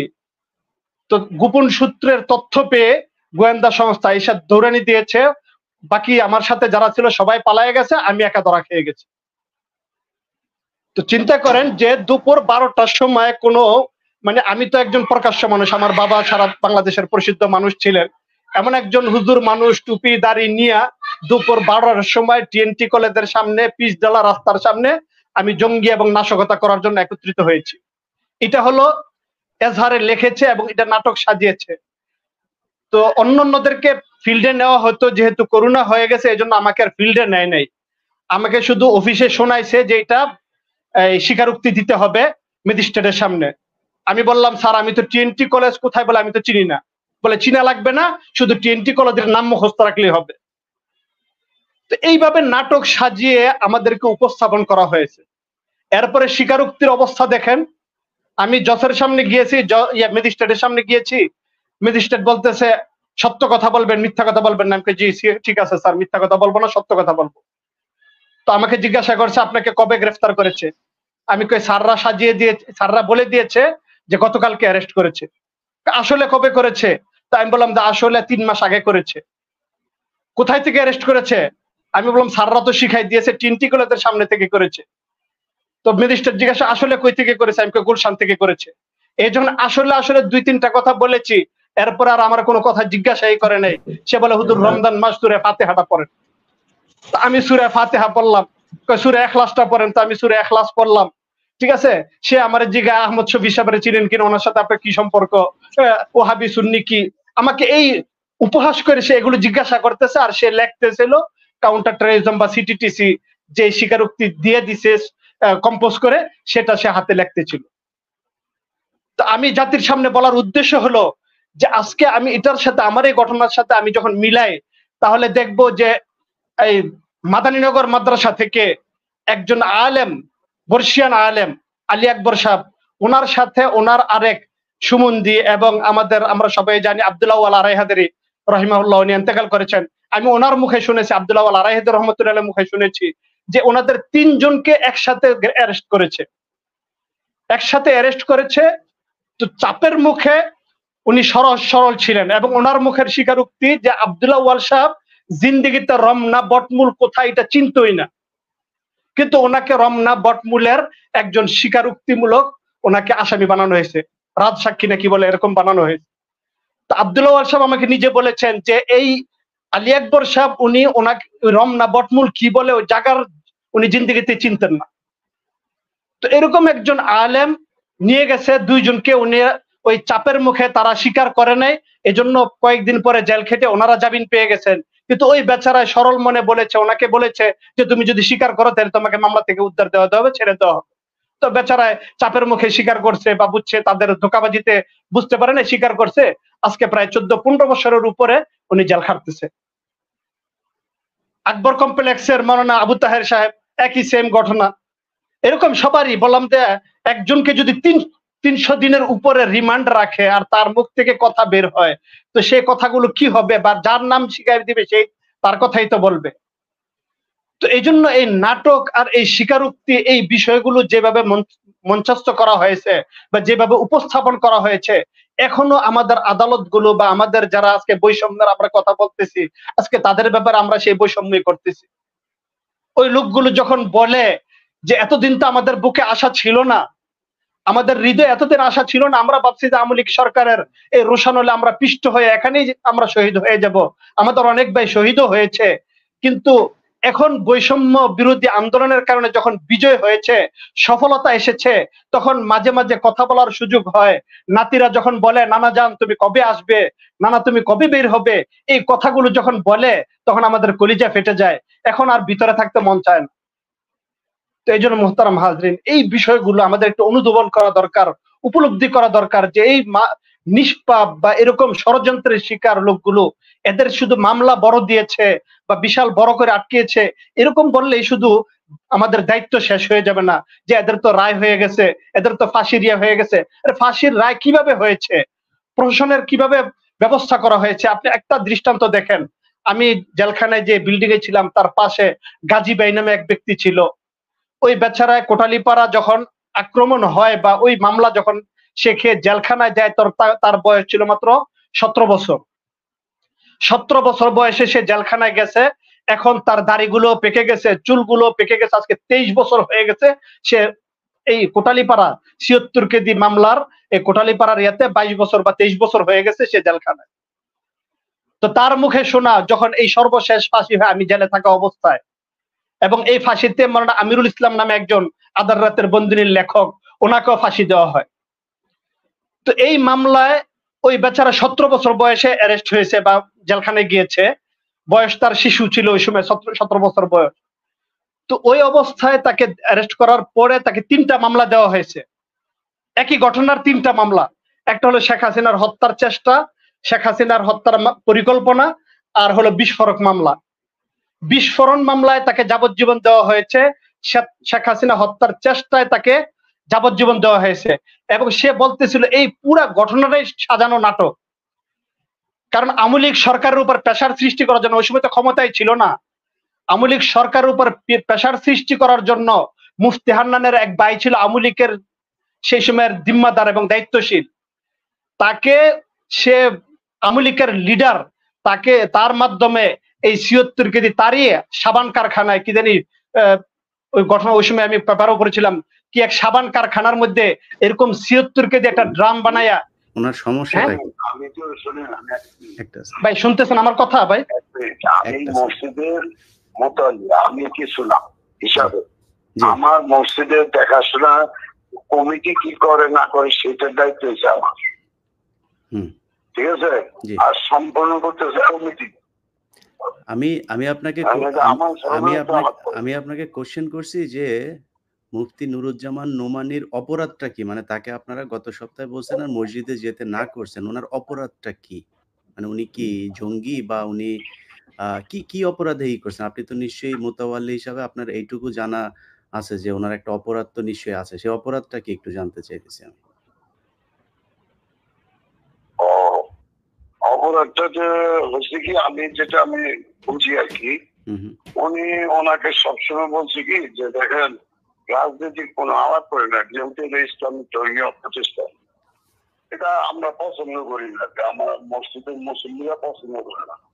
উনি বিশ্বাস করেন আপনাকে নিরপেক্ষ ভাবে, আপনি মুসলমান হিসেবে আপনাকে বললাম, উনি যেভাবে মানে মসজিদের মধ্যে করে মানে চিল্লানিটা উঠে, অনেকে হার্টের রোগী থাকে, অনেকে অসুস্থ রোগী থাকে, শুক্রবার দিন আসে নামাজে, যেভাবে চিল্লানি দেয় মসজিদের বিশেষণ একটা অনেক একটা হয়ে যায়। এটা নিয়ে আমাদের এই মসজিদের দু একজন কমিটি দু একজন বলছে যে দেখেন হুজুর আপনি এইভাবে চিল্লানি দিয়ে উঠছেন না, আপনি নম্র ভদ্রভাবে বয়ান করেন, কোনো অসুবিধা নেই। আপনাদের এই যে 15ই আগস্ট যে আপনার বাড়ির পাশে যে এই যে নাচা গানা হয়, অনেক জোরে মাইক বাজে, ওইখানে গিয়া কোনোদিন বলছেন যে আপনাদের চিল্লানি দিলে সমস্যা হয়, ওইখানে ওই প্রতিবাদ করছেন? যে আপনি কি আলেম? আপনি পড়াশোনা করছেন কিসে? আপনি আলেম? জি। আপনি কি মাদ্রাসায় পড়াশোনা করছেন? জি না। তো আপনি একটা বলেন তো, যে নুরুজ্জামান নোমানী সাহেব একটা কোরআনের ব্যাখ্যা দিচ্ছেন, আপনি বললেন যে রাজনীতি করে, মানে কোরআনের সাথে রাজনীতির কি পার্থক্য আছে নাকি? মানে কোরআনের রাজনীতি নাই? কোরআনে শাসন ব্যবস্থা নাই? কোরআনে কি রাষ্ট্রনায়ক ছিল না? মানে কোরআনটাই তো একজন রাষ্ট্রনায়ককে নিয়ে পুরো কোরআনটা, তাই না? আমাদের কমিটি না, একটু বোঝার চেষ্টা করেন আপনি। আমি যেটা বলি, ওনাকে সুন্দরভাবে গত শুক্রবার আগে সরকার ফরজ করার আগে উনি যেভাবে চিল্লানি দিচ্ছে, এটা কিন্তু আমাদের দু একজন মসজিদ কমিটির হুজুর এইভাবে চিল্লানি দিয়ে উঠেন না, এভাবে চিল্লানি দেন না, অনেকে অসুস্থ থাকে, অনেকে হার্টের রোগী থাকে। আসলে মসজিদের মধ্যে অনেক জোরে চিল্লানি দিলে তো বিকট একটা আওয়াজ হয় চিল্লানির। আসলে বুঝেন আমার, তারপর কথাটা আমার জবাব দিন।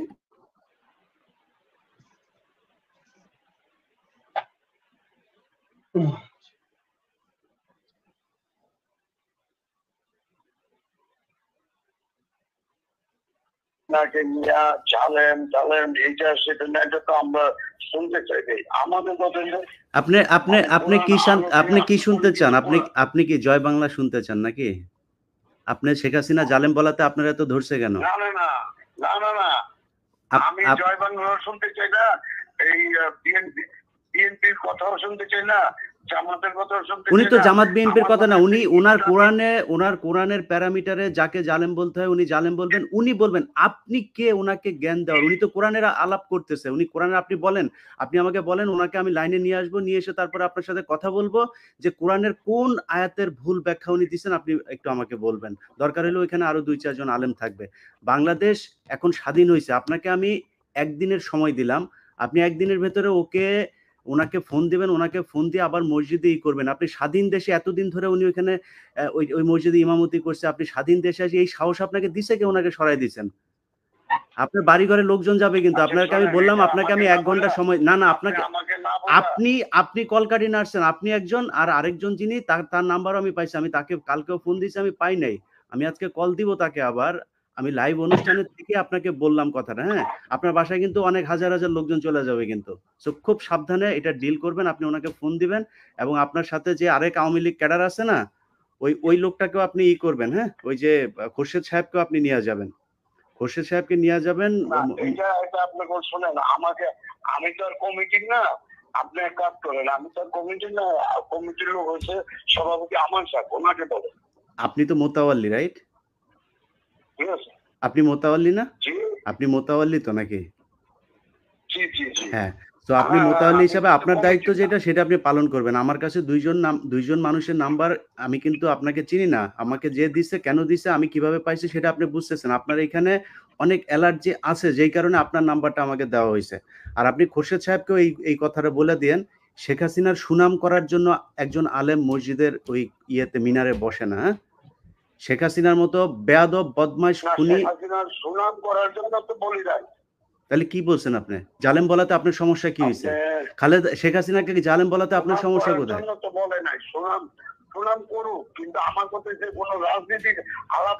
আরে ভাই, আমি সেই কথাটা বললাম, এই ভাইজান আপনাকে আমি সেই কথাটা বললাম, আপনি আলেম না আমিও আলেম না, আপনি আমাকে বলেন যে উনি কোরআনের বাইরে গিয়ে কোন কথা বলেন। আপনি রাজনীতি মানে কি? আপনার রাজনীতি কোরআন এক জিনিস, রাজনীতিটাই কোরআন, আপনি কিসের কোরআনের সাথে রাজনীতি করতে হবে? আপনি রাষ্ট্র ব্যবস্থা দিয়ে রাখবে হইলো মমতাজের হাতে, আর আলেমরা বসে বসে মসজিদে ওয়াজ করবে। কোথায় শুনছেন এটা? কোরআনের কোথায় আছে? আলেমরা দেশ চালাবে, আলেমরা রাষ্ট্রনায়ক হবে। রাসূল সাল্লাল্লাহু আলাইহি ওয়াসাল্লাম রাষ্ট্রনায়ক ছিলেন। ঠিক আছে, শুনেন, আমি আপনাকে এই নাম্বারটা আপনার, তো আমি তো ওই সভাপতির নাম্বারটা মেসেজ করে দিয়ে ওনার সাথে একটু বলি। ঠিক আছে জি, আমি ওনার সাথে কথা বলবো, বাট আপনার পার্টটা আপনি ঠিক রাখেন। হ্যাঁ, আপনার যেটুকু আপনি ওইটুকু দায়িত্ব পালন করেন। জি জি। আর ওনাকে একটু বলেন যে এই দেশে আলেমরা না ভাইসা আসে নাই। হ্যাঁ, আলেম এই মুহূর্তে যে অবস্থা চলতেছে না, আপনার ওইখানে কিন্তু মানে 2-4 লাখ মানুষ পাঠানো একদিনের ব্যাপার, 24 ঘন্টার মধ্যে আপনার ওই এলাকায় 2-4 লাখ লোক যায় দাঁড়ায় থাকবে। হ্যাঁ, সো এই ঝামেলা এড়াইতে চাইলে সুন্দরভাবে একজন আলেম, ওনাকে সম্মান দিয়ে আপনার মসজিদে আবার আপনি নিয়োগ দিবেন।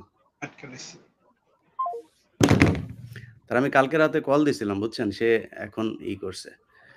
যাই হোক, সাইফুল্লাহ ভাই আপনি শেষ করেন। আমি নুরুজ্জামান নোমানী ভাইকে এই জন্যই সবার শেষে রাখছিলাম, ওনার মানে দেশ স্বাধীন হওয়ার পরে একজন আলেমের উপরে নির্যাতন হচ্ছে, এটা ওনার কাছ থেকে শুনতে যাচ্ছেন, এই কারণে সবার শেষে ওনাকে রাখছি। সাইফুল্লাহ ভাই আপনি শেষ করেন। জি জি, আলহামদুলিল্লাহ। তো আমি আশা করি যে বিষয়টা আমি বুঝাইতে চাচ্ছি সেই বিষয়টা বুঝাইতে পারছি কিনা, যে মামলাগুলোকে আমরা অনেক বড় হয়ে গেছে বা অনেক বড় বলে আমরা ছেড়ে দিচ্ছি বা এগুলোকে বলতেছি যে এখন এটি হাতে নেওয়া যাবে না, এগুলো কথা বলা যাবে না। তো এখনো যদি এই মামলাগুলোর কথা বলা না যায় তাহলে কবে এই মামলাগুলোর কথা বলা যাবে? তো এই মামলাগুলোর মধ্যে দেখেন, আমি যে বিষয়টা বলতেছিলাম যে আব্দুল ওদুদ গাজী ভাইয়ের কথা যেটা বলতেছিলাম, আমাদের পাশেই জেলখানায় একই সাথে আমরা পাশাপাশি বিল্ডিং এ ছিলাম। তো ওনার একই ঘটনা একটা হয়েছে কোটালীপাড়া, এবং ওইটাও বলতেছিলাম যে পুরো ঘটনাটাই নাটক ছিল, কারণ আওয়ামী লীগের এক নেতাকে দিয়ে এই ঘটনাটা সাজানো হয়েছে এবং এত পুলিশ র্যাব এরা চেষ্টা করেছে কিন্তু ওইখানে বোমা উদ্ধার করতে পারে নাই। চায়ের দোকানদার বা চায়ের পানি আনতে কেতলি আনতে গিয়া পুকুরের পার থেকে মানে তার পাইয়া সেই ৭৬ কেজি বোমা উদ্ধার করে ফেলছে। তো এই চায়ের দোকানওয়ালাকে তো ডিবিতে ভর্তি করা দরকার ছিল। তো যাক, এই নাটক ওই সেই সময় থেকে শুরু হয়েছে।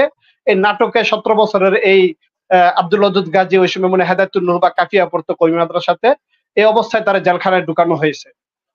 তো জেলখানায় ঢুকানো হয়েছে, তাসলিমা নাসরিন বিরোধী এক মিছিলে তাকে ধরছে।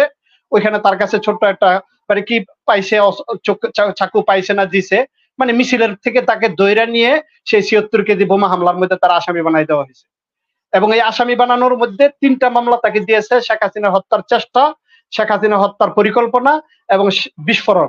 তো বিস্ফোরণ মামলায় তার যাবজ্জীবন দেওয়া হয়েছে, শেখ হাসিনা হত্যার পরিকল্পনা চেষ্টায় তাকে যাবজ্জীবন দেওয়া হয়েছে। তো ২২ বছর জেল খাটার পরে সে আশায় মানে বুক বেঁধে ছিল যে এখন যদি এটাকে শেখ হাসিনা হত্যার পরিকল্পনায় যদি তারা যাবজ্জীবনে দেওয়া হয়, তো যেহেতু ২২ বছর জেল খাটা হয়ে গেছে, হয়তো সে জামিনে বের হতে পারবে, বিয়ে শাদীও কিছুই করেন নাই।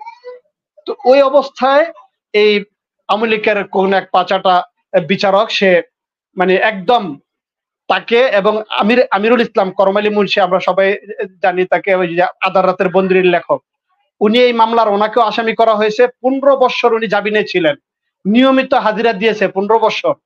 15 বছর জামিনে হাজিরা দেওয়ার পরে উনি ভাবছে যে এই মামলা থেকে তো আমার খালাসি দিব, কোনো কিছু পায় নাই।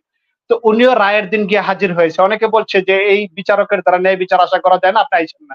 এরপরও গেছে। উনি বলে যে 15 বছর আমি অন্যায়ের সাথে নাই, ওইখানে ছিলামও না, তো আমি গেলে কি হবে। তো ওই বিচার অতি উৎসাহী হয়ে যতজন ছিল সবার বিরুদ্ধে ফাঁসির রায় দিয়ে দিছে। তো এরকম প্রত্যেকের ব্যাপারে যদি ইয়া করা হয়, এবং একজন আছে যে মাহমুদ গুনবী ভাইও কালকে বলতেছিল যে আবু বকর নামে একজন, যে মামলার আসামি তার হলো সিলেট বাড়ি, আর এখন যে ভিতরে আছে তার বাড়ি হলো ফরিদপুর। যেমন দেলোয়ার হোসেন সাইদির মামলা একই তো হয়েছে, দেলু রাজাকার আর কই হলো দেলোয়ার হোসেন সাইদি, সব মিলে মানে কেউ বলার নাই, এরা যেভাবে সাজায় দিবে এইভাবে এটাকে আদালতের সামনে পেশ করা হবে এবং এটাকে সত্য বাস্তবায়ন করতে হবে। তো এই জন্য এরকম মিথ্যা এবং বানাওয়াট মামলায় যারা 10 বছর 20 বছর 25 বছর যাবৎ জেলখানায় আছে, এদের মুক্তি কিভাবে চাইলে হবে আমি আসলে বুঝতে পারছি না। কারণ কোর্টের দুয়ারে যাইলেও হচ্ছে না, সমন্বয়কারীদের সাথে যোগাযোগ করেও হচ্ছে না, এবং মানে মিছিল মিটিং করেও তো ওইভাবে দাবি আদায় কতটুকু সম্ভব। এজন্য এই লাইফের মাধ্যমে দেশবাসী সবাইকে উদারত আহ্বান জানাবো যে এই মজলুমদের পাশে। এখনো আমার কাছে প্রায় 50 জনের উপরে আমার ব্যক্তিগত সংগ্রহে তালিকা আছে, 50 জনের উপরে আলেম, ঠিক আছে, এবং বড় বড়, একজন তো বললাম আকবর কমপ্লেক্সের নায়েব মুহতামিম ছিলেন, এরপরে কি মাদারীনগর মাদ্রাসার পীর সাহেব, সন্দীপের পীর সাহেবের আপন মেয়ের জামাই ছিলেন। এরকম বড় বড় আলেম ওলামায়ে কেরাম প্রায় 50 জনের উপরে এখনো আমার লিস্টি অনুযায়ী আমার কাছে আছে, যারা জেলখানায় আজকে 20-25 বছর যাবত যারা নির্যাতনের শিকার। তো এদের পক্ষে আমাদের আওয়াজ তুলতে হবে, বৈষম্য এখান থেকে আমাদেরকে দূর করতে হবে। তো আল্লাহ সুবহানাহু ওয়া তাআলা, আমি এদিকে সেদিক বললাম না, মূল বিষয়টা বললাম যে এই লোকগুলোকে মুক্ত করার জন্য আমাদের জান মাল অর্থ যা লাগে, এবং ইলিয়াস হাসান ভাইকে ধন্যবাদ জানাবো যে মিডিয়ার মাধ্যমে সমস্ত দিক থেকে আমাদের আওয়াজ তুলতে হবে যে এই মজলুমদেরকে মুক্ত করতে হবে। তাদেরকে এই অবস্থায় তাদের পরিবারে এক একজন বুড়া হয়ে গেছে, 60-70 বছর বয়স হয়ে গেছে, এদেরকে কিভাবে, তারা এখন একা চলতে পারে না। আমরা দেখে এসে হাসপাতালে জেলখানায় তারা একা চলতে পারে না, মাসের প্রায় 1 সপ্তাহ 2 সপ্তাহ পর্যন্ত তাদের মেডিকেলে এসে থাকতে হয়। তো এই অবস্থায়ও তারা মুক্তি পাচ্ছে না। এরপরে আমাদের খুলনার হুজুর আছে, আমরা রহমানিয়াতে ওনার কাছে কিতাব পড়েছি, রাজাকারের তকমা দিয়ে ওনাকেও দীর্ঘদিন যাবত আজকে জেলখানায় বন্দি করে রাখা হয়েছে। তো ওনারও মুক্তি এবং কামনা করি, আল্লাহ সুবহানাহু ওয়া তাআলা সমস্ত বন্দীদেরকে মুক্তি দান করে এবং তাদের পাশে আমাদেরকে তার আবার তৌফিক দান করে। জি ইনশাআল্লাহ। জি সাইফুল্লাহ ভাই, আমরা মুফতি নুরুজ্জামান নোমানী ভাইয়ের কাছে যাই। নুরুজ্জামান নোমানী ভাইয়ের বিষয়ে একটু বলে রাখি, আমাদের মুরব্বী এখানে আছেন মুফতি মাহবুবুল্লাহ কাসেমি হুজুর, গুনবী হুজুরও আছেন। দেখেন উনাকে গত সপ্তাহে, আমি জানি না উনি আপনাদেরকে জানাইছে কিনা, আমাকে গত পরশুদিন বলতেছিল। তো উনাকে এই গত শুক্রবারে থেকে ওনাকে মসজিদে যেতে না করা হয়েছে। গত পরশুদিনের আগের দিন তাকে ফোন করে বলছে আপনি আর মসজিদে আসবেনই না। এটা শুনে আমার খুব আশ্চর্য লাগলো যে, এবং তারা আওয়ামী লীগের রাজনীতির সাথে জড়িত। এখন তো জানেন মসজিদের সব সভাপতি মুতাওয়াল্লি সবকিছু তারা আওয়ামী লীগের থেকে কোটায় নিয়োগ দিছে। তো এই লোকগুলি তাকে এখন মসজিদে যেতে না করে দিছে। অথচ আমি ওনার এই বয়ান শুনি দীর্ঘদিন ধরে। উনি জুমার নামাজের সময় যে খুতবাগুলো দেন, প্রচন্ড ভয়ঙ্কর সময়, আমি নিজে ভয় পাইতাম ওনার বক্তব্য শুনে। প্রচন্ড ভয়ের সময় উনি মসজিদের ভেতরে ঠিক ওইটা নিয়েই উনি আলোচনা করতেন এবং সরাসরি মানে সরকারকে সমালোচনা করতেন। এই মানুষটা এখন স্বাধীন দেশে এসে উনি যে মসজিদে ইমামতি করতেন সেই মসজিদ থেকে ওনাকে বের করে দেওয়া, এটা মানে অকল্পনীয়। আমি সাথে সাথেই ওনার 2টা নাম্বার আমি ম্যানেজ করলাম। তারপর আমি ওনাদেরকে ট্রাই করতেছি, কালকে থেকে পাইনি। আজকে এখনই আমাদের অনুষ্ঠান চলাকালীন সময় উনি কল করছেন। নোমানী ভাইয়ের কাছ থেকে আমরা শুনি, ভাই কি অবস্থা, কি হয়েছে একটু বলেন। শর্ট করে, অনেক লম্বা হয়ে গেছে প্রোগ্রাম। এরপরে আলেমদের মুক্তির বিষয়ে একটু বলবেন। আসসালামু আলাইকুম ওয়া রাহমাতুল্লাহি ওয়া বারাকাতুহু। নাহমাদুহু ওয়া নুসাল্লি আলা রাসূলিহিল কারীম, আম্মা বা'দ। প্রথমে আমি কৃতজ্ঞতা প্রকাশ করব আজকের এই লাইভ অনুষ্ঠানের সম্মানিত সঞ্চালক, এই বাংলাদেশের কোটি কোটি মানুষের হৃদয়ের স্পন্দন। ভাই সোজা আলেমদের আলাপে চলে যাই, আমার কথা না বলি, আপনারা ভালোবাসেন, এটাই যথেষ্ট। আসলে আমি যদি এই কথা না বলি এটা কৃপণতা হবে, কারণ আপনাকে বাংলাদেশের অনেকেই সরাসরি দেখে নাই, অনলাইনে ইউটিউব ফেসবুকের মাধ্যমেই দেখছে, কিন্তু অনেক মা এরা বর্তমানে চায় যে আমার সন্তানটা যেন সাংবাদিক ইলিয়াস সাহেবের মতো একটা সন্তান হয়। অনেক মা এরা বর্তমানে তাদের এইরকম স্বপ্ন দেখে এইরকম একটা সন্তান যেন হয়। তো আপনি যাদের ভাই, আমি মনে করি আপনি একজন গর্বিত ভাই। আপনি যার স্বামী, আমি মনে করি আপনি তার জন্য একজন গর্বিত স্বামী।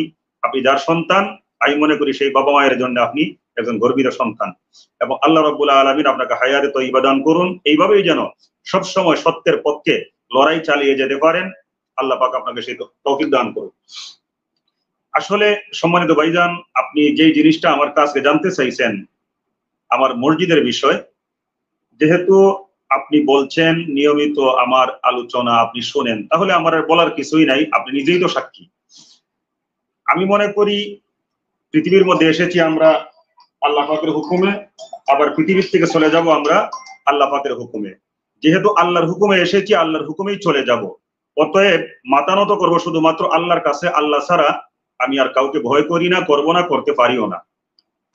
আর বিশেষ করে যেদিন আমি খুনি হাসিনার মিথ্যা মামলার সম্মুখীন হয়ে আমি কারাগারের মধ্যে গিয়ে এসেছিলাম, সচক্ষে কারাগার দেখে এসেছি, আলহামদুলিল্লাহ সেদিন থেকে আমার ভিতর থেকে সব ভয়ভীতি দূর হয়ে গেছে। তো যাই হোক, আমি এই কথাগুলো পরে বলতেছি। তো আমি মনে করি মুহতারাম গুনবী ভাই ওনার বক্তব্যের মধ্যে একটা অংশ বলেছিলেন যে আমরা হচ্ছি খলিফা আল্লাহর পক্ষ থেকে। হ্যাঁ সত্যি, এটা কোরআনের কথা, ইন্নী জাইলুন ফিল আরদি খলিফা। আল্লাহ রাব্বুল আলামিন আমাদেরকে প্রতিনিধি হিসাবে পৃথিবীর মধ্যে প্রেরণ করেছেন। তো প্রতিনিধির কাজ হচ্ছে অবশ্যই আল্লাহর বিধান মেনে চলা, আল্লাহর হুকুম সবাইকে জানিয়ে দেওয়া, জমিনের মধ্যে আল্লাহর দ্বীন কায়েম করা। তো আমি যদি এই জায়গার মধ্যে কিঞ্চিত পরিমাণও কৃপণতা করি, আমাকে জাহান্নামের আগুন থেকে কে রক্ষা করবে? আল্লাহর আযাব থেকে আমাকে কে রক্ষা করবে? এই যে খুনি হাসিনা স্বৈরাচারিণী, সে এই দেশের মধ্যে ক্ষমতার স্বপ্ন দেখেছিল শুধুমাত্র তার বাবার হত্যার প্রতিশোধ নেওয়ার জন্য। এই দেশের মানুষকে ভালোবাসা একটা মুহূর্তের জন্যও এই হাসিনার কোনো লক্ষ্য উদ্দেশ্য ছিল না, যার প্রমাণ বিগত দিনে আমরা দেখেছি। আমি লম্বা কোনো কথা বলবো না, যেহেতু আমার সম্মানিত উলামায়ে কেরামগণ ভাইয়েরা অনেক সুন্দর সুন্দর কথা বলেছেন। আমি অল্প কথার মাধ্যমে শুরুতে খুনি হাসিনার ব্যাপারে আমি একটা পরিচয় দিয়ে দিব। এই পৃথিবীর মধ্যে অসংখ্য নবী রাসূলদেরকে সেই সময়কার স্বৈরাচাররা হত্যা করেছিল। যেমন কোরআনে এসেছে, ইন্নাল্লাযীনা ইয়াকফুরুনা বিআয়াতিল্লাহি ওয়া ইয়াকতুলুনা নাবিয়িনা বিগাইরি হক ওয়া ইয়াকতুলুনা আল্লাযীনা ইয়া'মুরুনা বিল কিসতি মিনান নাস। তো সেই যুগে নবী রাসূলদেরকে হত্যা করছে, আর এই যুগে নবী রাসূলদের উত্তরসূরি যারা উলামায়ে কেরামগণ যারা, এবং যারা উলামায়ে কেরামদেরকে ভালোবাসে, যারা সত্যের কথা বলে, যারা কোরআন সুন্নাহর কথা বলে, যারা জমিনের মধ্যে আল্লাহর কোরআন কায়েম করতে চায়, তাদেরকে এই হাসিনা এবং তার বাহিনী হত্যা করে।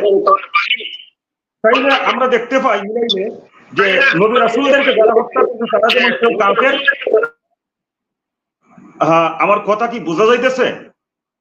জি বলেন, জি বলেন। জি, নবী রাসূলদেরকে যারা হত্যা করেছিল, আল্লাহ যেহেতু কোরআনে বলছে তাদের পরিচয় তারা কাফের, সেই নবী রাসূলদের উত্তরসূরি যারা উলামায়ে কেরামগণ এবং ইসলামপন্থীদেরকে যারা এই যুগে হত্যা করছে এবং নির্যাতন করছে, গুম করছে, তারপর বছরের পর বছর বিনা অপরাধী বানায় কারাগারের মধ্যে তাদের জীবনটা শেষ করে দিয়েছে, আমি মনে করি খুনি হাসিনা এবং তার অনুসারী যারা আল্লাহর কোরআনের ফতোয়া অনুযায়ী তারাও কাফের।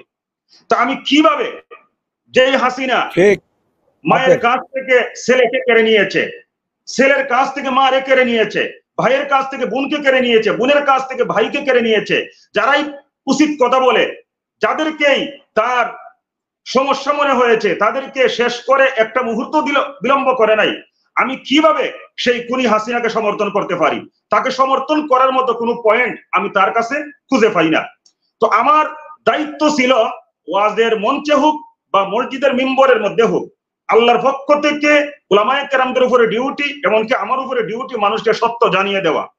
তা আমিও আলহামদুলিল্লাহ এই নতুন ভাবে আবার যে বাংলাদেশ স্বাধীন হয়েছে, এই স্বাধীনের আগে আগস্ট মাসের 2 তারিখে জুমার দিন আমার বক্তব্যের মধ্যে আমার মূল আলোচনার বিষয়বস্তু ছিল যে কারা জালেম এবং জালেমের প্রকৃত পরিচয়, এবং যারা জালেম আমরা তাদের সাথে কেমন ব্যবহার করব, এই বিষয়টা নিয়ে আমি কোরআন সুন্নাহর অনেকগুলা দলিল দিয়ে আমি আলোচনা করেছিলাম। এখন এই খুনি হাসিনাকে আমি যেমন পছন্দ করি না, এই দেশের মানুষেরও পছন্দ করে না। আপনি খবর নিয়ে দেখেন, এই দেশের মধ্যে যাদেরকে সংখ্যালঘু বলে, আমাদের সম্মানিত হিন্দু ভাইয়েরা, খ্রিস্টান ভাইয়েরা, হিন্দু খ্রিস্টানরাও এই হাসিনার উপরে ভরসা করতে পারে না, তারা ভালোবাসে না। সেই সত্যটা প্রকাশ করার জন্য আমি মসজিদের মধ্যে বলেছিলাম, প্রতিদ্বন্দ্বী হইতেছে মনে হয় ভাই, কথা বোঝা যাইতেছে তো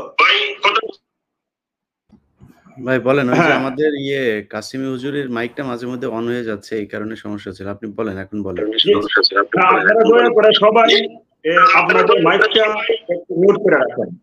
হ্যাঁ, এখন বলেন। এখন আমি জুমার দিন আগস্ট মাসের 2 তারিখে আমি জালেমদের বিষয়ে আলোচনা করতে যাইয়া বারবার বলতেছিলাম, 1971 সালে আমার দেশের মায়েরা, বাবারা, ভাইয়েরা, বোনেরা দেশকে স্বাধীন করবার জন্য যারা রক্ত দিয়েছে, জীবন দিয়েছে, নির্যাতিত হয়েছে, এবং এর বিনিময়ে আমরা যে স্বাধীনতা পেয়েছিলাম, সেই স্বাধীনতার সুফল আমরা ভোগ করতে পারি নাই।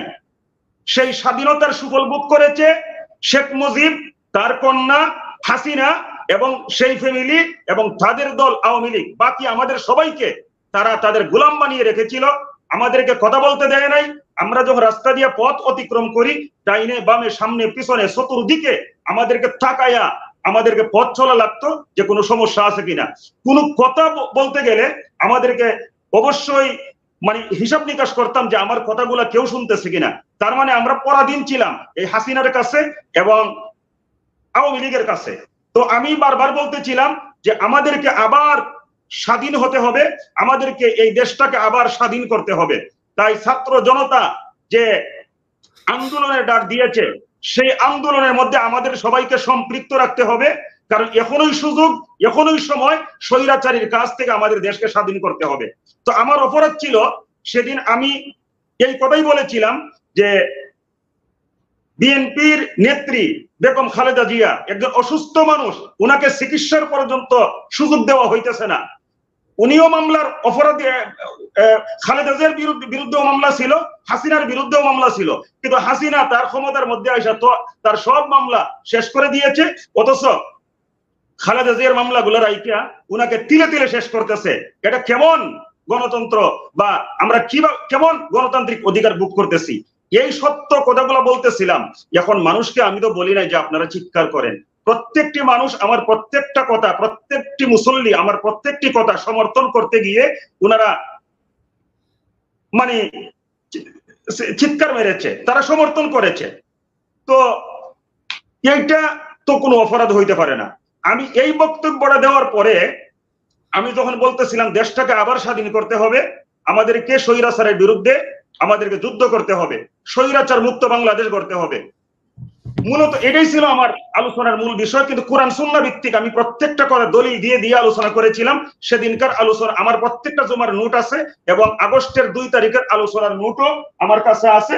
আমি শুধুমাত্র আমি কোরআন সুন্নাহর কোনো কিছু বলবো না, জাস্ট নোটটা দেখাই দিলাম। এই যে দেখেন, উনি যে অভিযোগ করছেন সেটা হচ্ছে যে আপনি এত জোরে চিল্লাইছেন যে মানুষের হার্টের রোগী টুগী নাকি ওনার কাছে কমপ্লেন করে ফেলছে। সো এটা যে মানে এটা যে একটা শয়তানি, সেটা তার কথাতেই বোঝা যাচ্ছিল।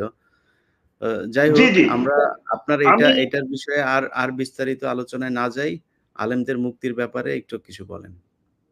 জি জি, তো ইলিয়াস ভাই আমি 1 মিনিটের মধ্যে এই কথাটা শেষ করে দিচ্ছি। জুমার নামাজের পরে এই মসজিদ কমিটির যুগ্ম সাধারণ সম্পাদক খুরশেদ নামে আওয়ামী লীগের একজন লোক, মুতাওয়াল্লির ছোট ভাই, আমাকে ডাক দিল, হুজুর আসেন। গেলাম, ডাইরেক্ট বলতেছে আপনি আগামী জুমার থেকে আর আসবেন না। তো আমি হাসি মুখে বললাম ঠিক আছে আলহামদুলিল্লাহ। তো বেশ কিছু মুসল্লি দাঁড়ানো ছিল, তারা বুঝতে পারছে এরকম কিছু একটা হইতে পারে। একজন মুসল্লি দাঁড়িয়ে বলল, হুজুরের অপরাধ কি? হুজুর তো কোরআন সুন্নাহর বাইরে একটা কথাও বলে না, কেন হুজুর আসবে না?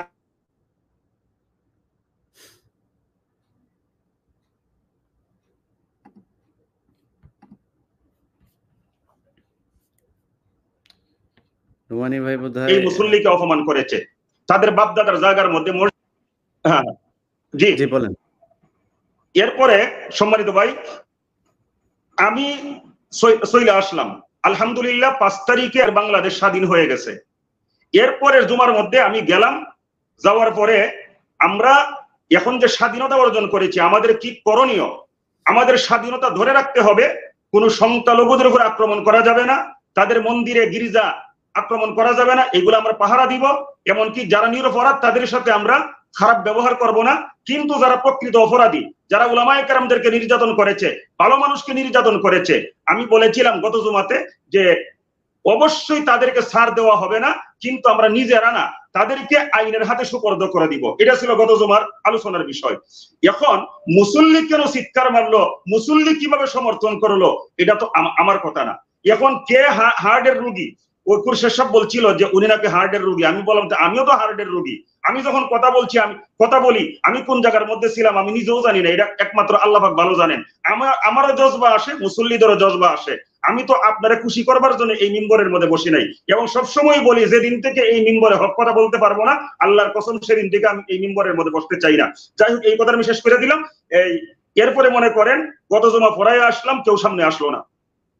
গত 2 দিন আগে হঠাৎ করে আমাকে, গত 2 দিন আগে না, কালকে বৃহস্পতিবার গেছে, আমাকে ফোন করে বলতেছে আমি যেন আর না যাই। এরপর একটা আমি আর আপাতত বলতে চাই না, আমার তো আজকে যাইতে দেই নাই। তো এখন কথা হচ্ছে ভাইজান, এই দেশটা কারো কাছে বিক্রি করা না, আমরা গোলামির জীবন যাপন করতে চাই না। আমরা সত্য কথা বলবো, হক কথা বলবো, এতে যদি জীবনও চইলা যায়। আমি যখন কারাগারের মধ্যে ছিলাম, আজকে যাদেরকে জঙ্গিবাদের তকমা দিয়া, আজকে যাদেরকে বছরের পর বছর কারাগারে নির্যাতন করতেছে, যাদেরকে কারাগারে নেওয়ার আগে মাসের পর মাস, বছরের পর বছর গুম অবস্থায় রেখেছিল, আমি তাদের অনেকের সাথে কথা বলেছি। বিশেষ করে জসিমউদ্দিন রহমানী ভাই, ওনার সাথে কারাগারে থাকা অবস্থায় আমি যখন হাই সিকিউরিটি কাশিমপুর ছিলাম, তখন মেডিকেলে এই যে গুনবী ভাই সাক্ষী, গুনবী ভাইয়ের সাথে, রহমানী ভাইয়ের সাথে, ওনাদের সাথে আমাদের সাক্ষাতের সুযোগ ছিল কারাগারের মেডিকেলে। তো আমরা অনেক কথাবার্তা বলতাম, ওনারাও মজলুম, আমরাও মজলুম। ওনাদেরকে ঢুকাইছিল জঙ্গিবাদের মামলায়, আর আমারে ঢুকাইছিল হেফাজতের মামলায়। তো রহমানী ভাইয়ের সাথে আমি অনেক কথা বলেছি।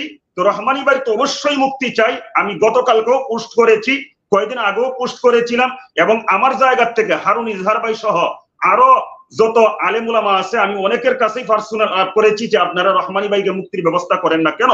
আমি মনে প্রাণে চাই রহমানী ভাই সহ আরো যত আলেম আছে, আল্লাহ পাক যেন তাড়াতাড়ি মুক্তির ব্যবস্থা করেন। কিন্তু যেই কথাটা আমার বলা উদ্দেশ্য, সেটা হচ্ছে এই কারাগারের মধ্যে জঙ্গিবাদের মামলায় যাদেরকে আসামি করছে, অনেকের সাথে আমার সাক্ষাৎ হয়েছে, অনেকের সাথে আমার কথা হয়েছে।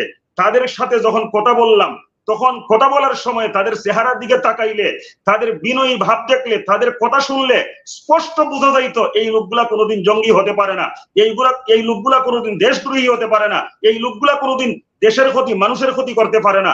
তো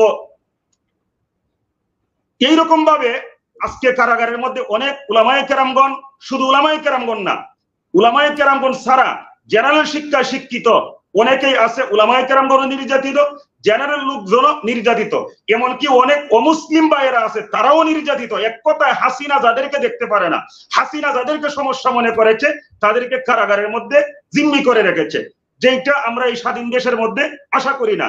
আর আয়নাগর, আমার তো বলার কিছু নেই। আজকে বাংলাদেশের এই সাধারণ যে মহিলারা, সাধারণ ঘরের এই মহিলারাও চিন্তা পালাইছে আয়নাগর কি।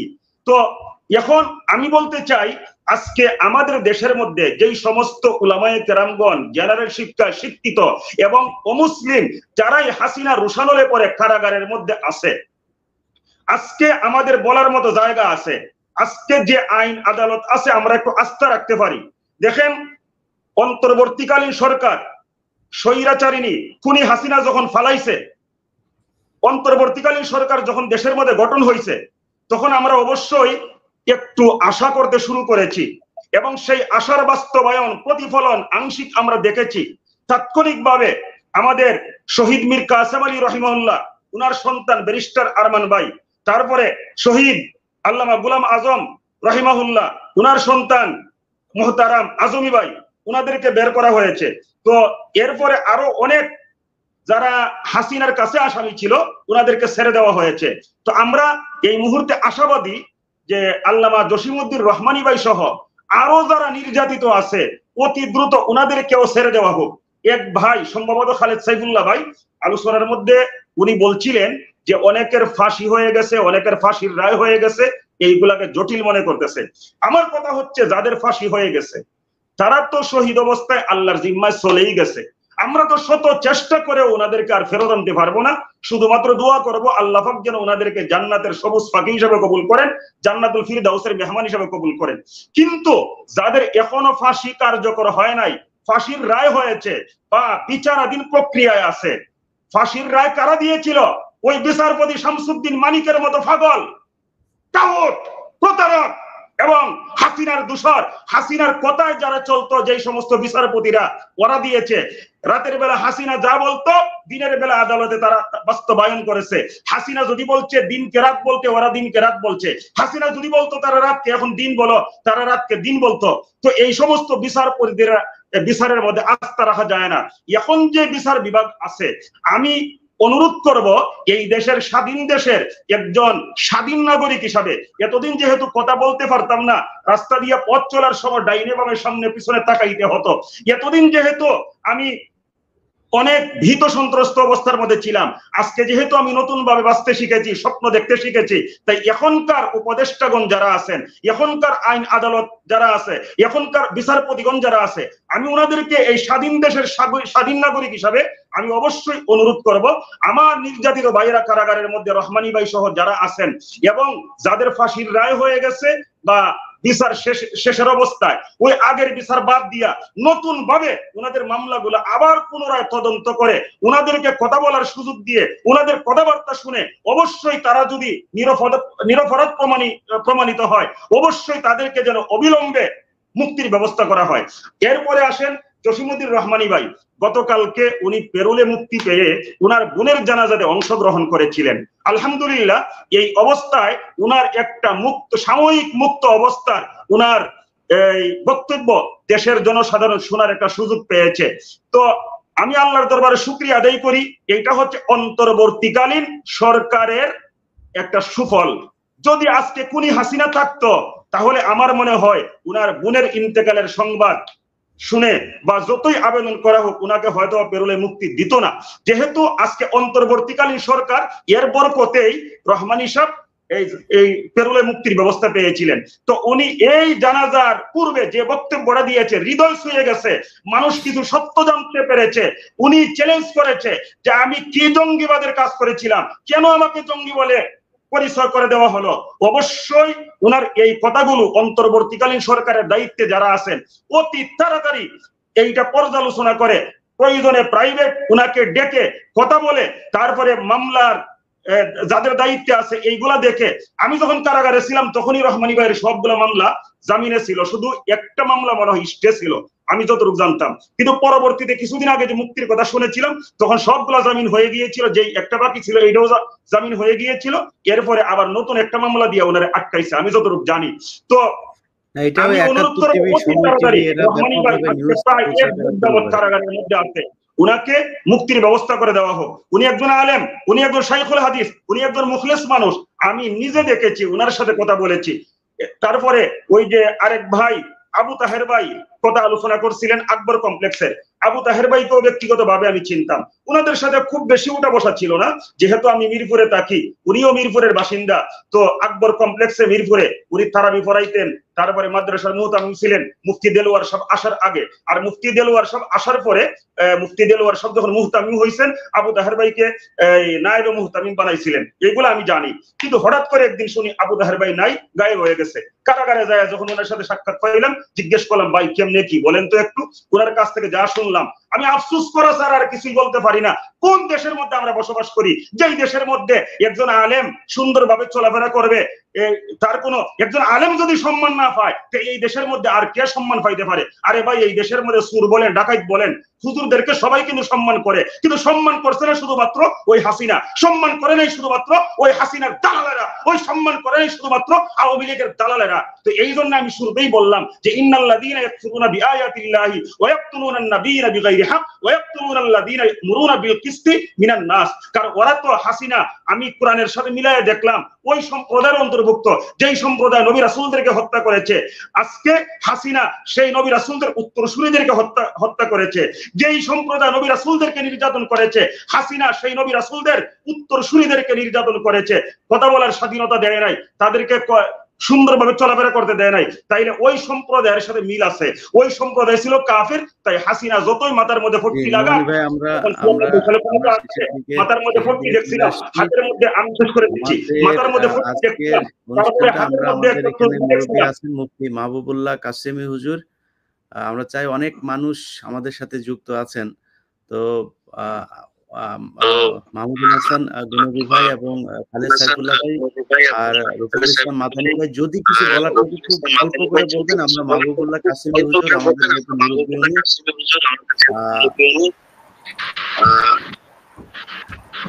আচ্ছা আমরা মুরব্বীর আমরা আজকে অনুষ্ঠানটা একটু অন্যভাবেই শেষ করি। উনি দোয়া করবেন, ওনার দোয়ার মাধ্য দিয়ে আমরা অনুষ্ঠানটা শেষ করব। তার আগে যদি আপনারা মুফতি মাহবুবুল্লাহ কাসেমি হুজুরের ইয়েটা বারবার অন হয়ে যাচ্ছে। আচ্ছা যাই হোক, যদি কিছু বলতে চান ছোট করে বলতে পারেন।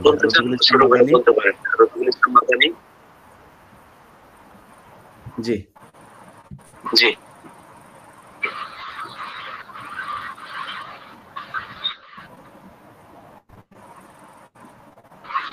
আসলে অনুষ্ঠান শেষ দিকে আমরা তো আলহামদুলিল্লাহ কথা তো যেগুলো সবাই বলেছেন, বন্দি মাজলুম আলেমদের মুক্তি সবাই তাদের কথার মধ্যে সেটাই উঠেছে। আমি শেষ দুইটা কথা বলতে চাই যে শাইখ জসিমউদ্দিন রহমানী হাফিজাহুল্লাহ এবং বন্দীরা এখনো আছেন, এই সমস্ত বন্দীদের মুক্তির কথা বলা এটা আমাদের ঈমানি নৈতিক।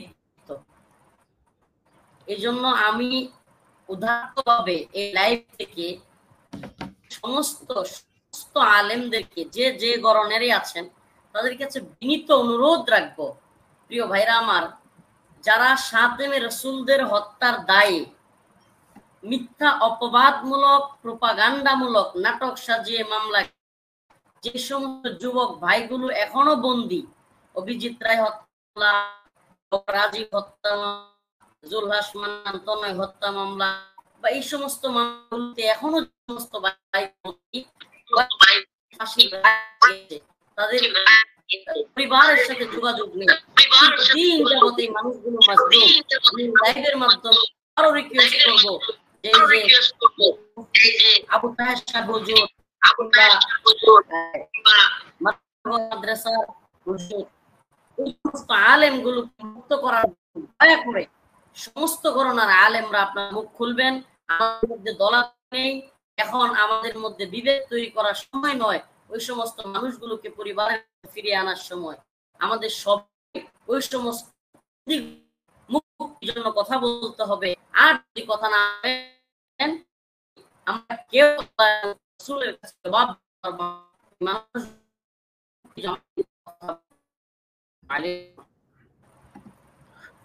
গুনবী ভাই কিছু বলবেন? রফিক ভাই নেটওয়ার্কের অবস্থা খুবই খারাপ। জি শেষ করেন আপনি। জি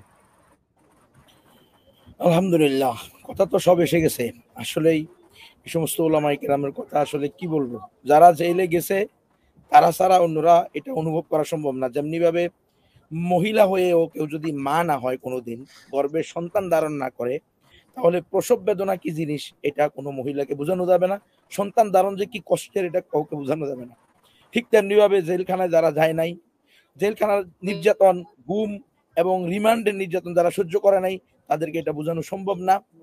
একটু মেহেরবানি করে আমি পুরা দেশবাসীর নিকটে, পুরা পৃথিবী যারা নিজেদেরকে মানুষ বলে দাবি করে, মানবতা যাদের ভিতরে আছে, সকলের কাছে, মুসলমান তো বটেই, সকলের কাছে আমি আকুল আবেদন করবো যে কোনো মূল্যে যেভাবে সম্ভব হয় আমাদের এই মাজলুম ভাইগুলোকে, যাদের নাম বলা হয়েছে মৌলানা আবু তাহের ভাই, মৌলানা আলী আকবর সাহেব, মৌলানা আমির হোসেন সাহেব, তারপরে মৌলানা মুফতি শফিকুল ইসলাম সাহেব, এরপরে আরো যত ওলামায়ে কেরাম আছেন, মানে অনেক ওলামায়ে কেরাম, সাধারণ মানুষও আছে, আমি সাধারণ মানুষের কথা বলছি।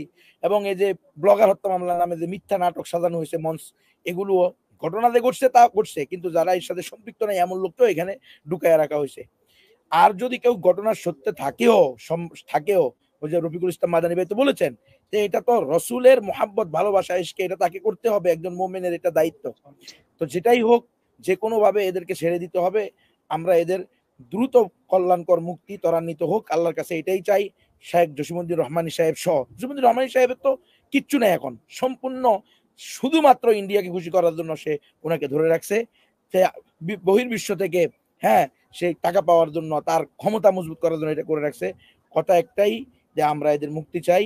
যার যেখানে অবস্থান আছে সবাই সেটা করেন, এদের পক্ষে কথা বলেন। এদের পক্ষে যদি কথা না বলেন, ওই যে রফিক ভাই যে বলেছেন, আপনি নিজে জুলুম করেন নাই কিন্তু আপনি জুলুমের বিরুদ্ধে সোচ্চার হন নাই, মুখ খোলেন নাই, তাহলে আপনিও জুলুমকারীদের মধ্যে অন্তর্ভুক্ত হবেন। আল্লাহ তাআলা আমাদেরকে জালেম এবং মাজলুম উভয় পক্ষকে যে আল্লাহ রসুল সাহায্য করতে বলছে সেটা করার তৌফিক দান করেন। জালেমকে জুলুম থেকে বিরত রাখার মাধ্যমে সাহায্য করার তৌফিক দান করেন। আমিন। আখিরু দাওয়ানা আলহামদুলিল্লাহ। আসসালামু আলাইকুম রহমতুল্লাহ। আমি একটা কথার জি জি আমি একটা কথার মাধ্যমে আমার আলোচনা শেষ করছি। এটা হলো, আমরা চূড়ান্ত বিজয়ে পৌঁছে যাইনি। আমরা অত্যন্ত জুলুমের একটা পরীক্ষা থেকে সামান্য একটু প্রশস্ততা বা একটু প্রফুল্লতার দিকে আসছি, বা আমাদের এখানে এই যে লাইফে এসে কথাগুলো বলার মতো একটা সুযোগ আমাদের তৈরি হয়েছে। তো এই বিষয়টা খুব ভালোভাবে খেয়াল রাখতে হবে যে জুলুমের সময় মুনাফেকের সৃষ্টি কম হয়। মক্কার 13 বছরে মুনাফেক ছিল না, কিন্তু বদরে যখন সামান্য বিজয় এসেছে তখনই উহুদের যুদ্ধে 1000-এর মধ্যে 300 মুনাফেক তৈরি হয়ে গেছে। তো এখন আমাদের যে সময়টা, এই সময়টা হলো একটু প্রশস্ততার মধ্যে হাজারো মুনাফেকের সৃষ্টি হবে। এজন্য সমস্ত ওলামায়ে কেরামদেরকে বা আমরা যারা মানে বন্দি মুক্তির জন্য কাজ করবো, আমাদেরকে খুব ভালোভাবে স্মরণ রাখতে হবে যে আমাদের সব লাইনে কাজ করতে হবে। একজন যেন আরেকজনের বিরুদ্ধে এই কথা মনে না করি যে আমি তো এই করে ফেলতেছি, অমুকে এই করছে না। এই বিষয়টা আমাদেরকে খুব ভালোভাবে খেয়াল রাখতে হবে। মিডিয়ার মাধ্যমে কিছু ভাই কাজ করবে, কিছু ভাই মামলা লড়বে, করে যাবে, কিছু রাস্তায় মিছিল করবে এবং কিছু লবিং করবে। মানে সর্ব সাইড গুলো থেকে যারাই কাজ করবে, আমরা সকলের জন্য আন্তরিকভাবে দোয়া করব। কেউ অর্থনৈতিকভাবে সহযোগিতা করবে। তো যে যেভাবে সহযোগিতা করবে, যে যেভাবে কাজ করবে ইখলাসের সাথে, আমরা সবাই যেন একাকার হয়ে কাজ করি। একজন কাজ করি আরেকজন সমালোচনা করি, এরকম যেন না হয়। তাহলে আশা করি আমরা আমাদের লক্ষ্যে পৌঁছতে পারবো।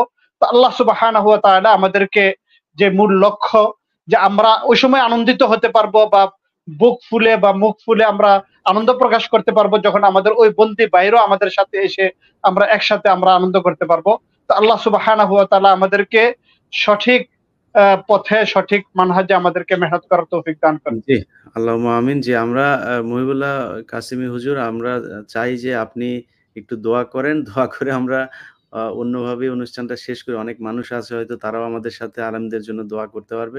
আমি বিদায় নেওয়ার আগে, আলেমরা অনেক বাংলাদেশে আলেমদের মাশাআল্লাহ সংখ্যায় অনেক বিশাল একটা অংশ, তারা আমাদের এই যারা জেলখানায় এখন বন্দী আছেন তাদের জন্য হয়তো কাজ করতে পারবেন ভেতরে থেকে, সামনে থেকে।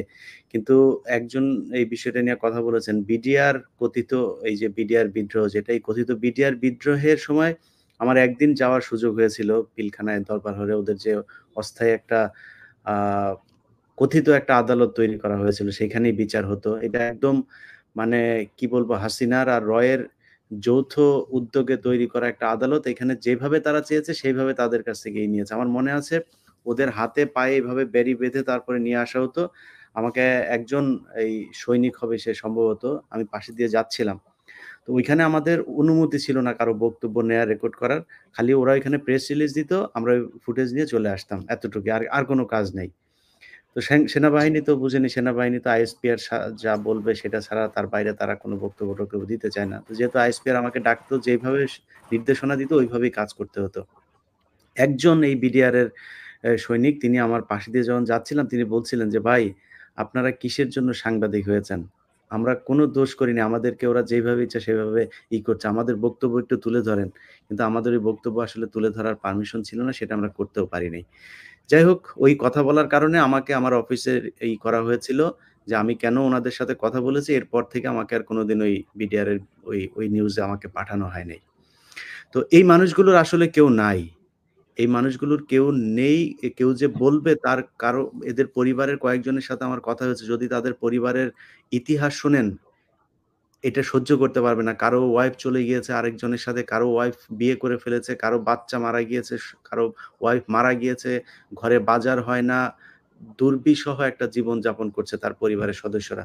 মানে ওই ব্যক্তির সাথে ওর পুরো পরিবারটা ধ্বংস হয়ে গিয়েছে। প্রায় ১,০০০ এর কাছাকাছি বোধহয় এখন পর্যন্ত আটক আছে। এর মধ্যে জেলখানায় মারাও গিয়েছে অনেকে, আত্মহত্যা করেছে জেলখানার ভেতরে। তো এই মানুষগুলোর জন্য বিশেষ করে বর্তমান যে সরকার এসছে, আমরা আপনাদের কাছে আমাদের অনেক প্রত্যাশা। আমার বিশ্বাস যে আপনারা এই মানুষগুলোর জন্য একটু বিশেষভাবে দেখবেন, আর আলেমদের জন্য তো অবশ্যই। সেটা যদি নির্বাহী আদেশে বা দ্রুত বিচারের মাধ্যমে যেভাবেও তাদেরকে খুব দ্রুত সময়ের মধ্যে মুক্ত করার জন্য সবার কাছে আমাদের অনুরোধ থাকবে। জি, গুনই ভাই কিছু বলতে চাইতেছেন নাকি? জি ভাই, আলহামদুলিল্লাহ, ওই আমার এই কথাটা ছুটে গেছে। যুদ্ধ অপরাধী যে নামে রাজাকার নামে যাদেরকে ধরছে, এখানেও ভাই এক করুণ অবস্থা। আপনি যদি এদের খোঁজখবর নেন, কানেও শোনে না, চোখেও দেখে না, তারাও তো আলেমদের অংশে। আমি তাদের কথা কি বলবো, জামাত আলেম ছাড়া ভাই, ওখানে আলেম ছাড়া প্রচুর লোক, ওখানে খুবই কম আলেম, অধিকাংশই আলেম ছাড়া। আপনি যদি খবর নিয়ে থাকেন, আমাদের উস্তাদ আছে যে খালেদ সাইফুল্লাহ বললেন, জামিয়া রহমানিয়ার উস্তাদ, সব মুরব্বীদের উস্তাদ, এখন যারা অধিকাংশের আমাদের খুলনার হুজুর আব্দুল হামিদ খুলনার হুজুর, একদম মিথ্যা মামলা এদেরকে ধরে রাখা হয়েছে, এদেরকে যেন ছেড়ে দেওয়া হয়। জি ইনশাল্লাহ। আচ্ছা, আমরা তো হুজুরের দোয়া করে যে শেষ করব, হুজুর তো চলে গিয়েছে। আপনারা একজন দোয়া করেন, একটু দোয়া করে আমরা বের হয়ে যাই আর কি। জি, খালেদ সাইফুল্লাহ আর এদের বের করতে পারেন ইনশাআল্লাহ, মুরব্বী মানুষ। না করেন। আমি আসলে আজকে আপনাদের নাম বলতে গিয়ে খুবই ইতস্তত করছিলাম যে কাকে আগে বলবো, কাকে পরে বলবো। হ্যাঁ, তো আসলে সবাই সম্মানিত। আপনারাই আপনার দোয়া করে বয়সের দিক দিয়ে খালেদ সাইফুল্লাহ ভাই আর এই মাহবুবুল্লাহ কাসেমি, ওনারা এখন বড়, বা আবার আমাদের নুরুজ্জামান ভাইয়েরও মনে হয় ওনাদের কাছাকাছি বয়স হবে। না গুনবী ভাই আপনি দোয়া করেন। গুনবী ভাই আপনি দোয়া করেন। আলহামদুলিল্লাহি রাব্বিল আলামিন ওয়াস সালাতু ওয়াস সালামু আলা সাইয়্যিদিল আমবিয়াই ওয়াল মুরসালিন।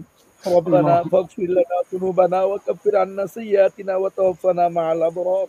রব্বানা লা তুআখিযনা ইন নাসিনা ওয়া আখতানা। ربنا ولا تحمل علينا إصرا كما حملته على الذين من قبلنا.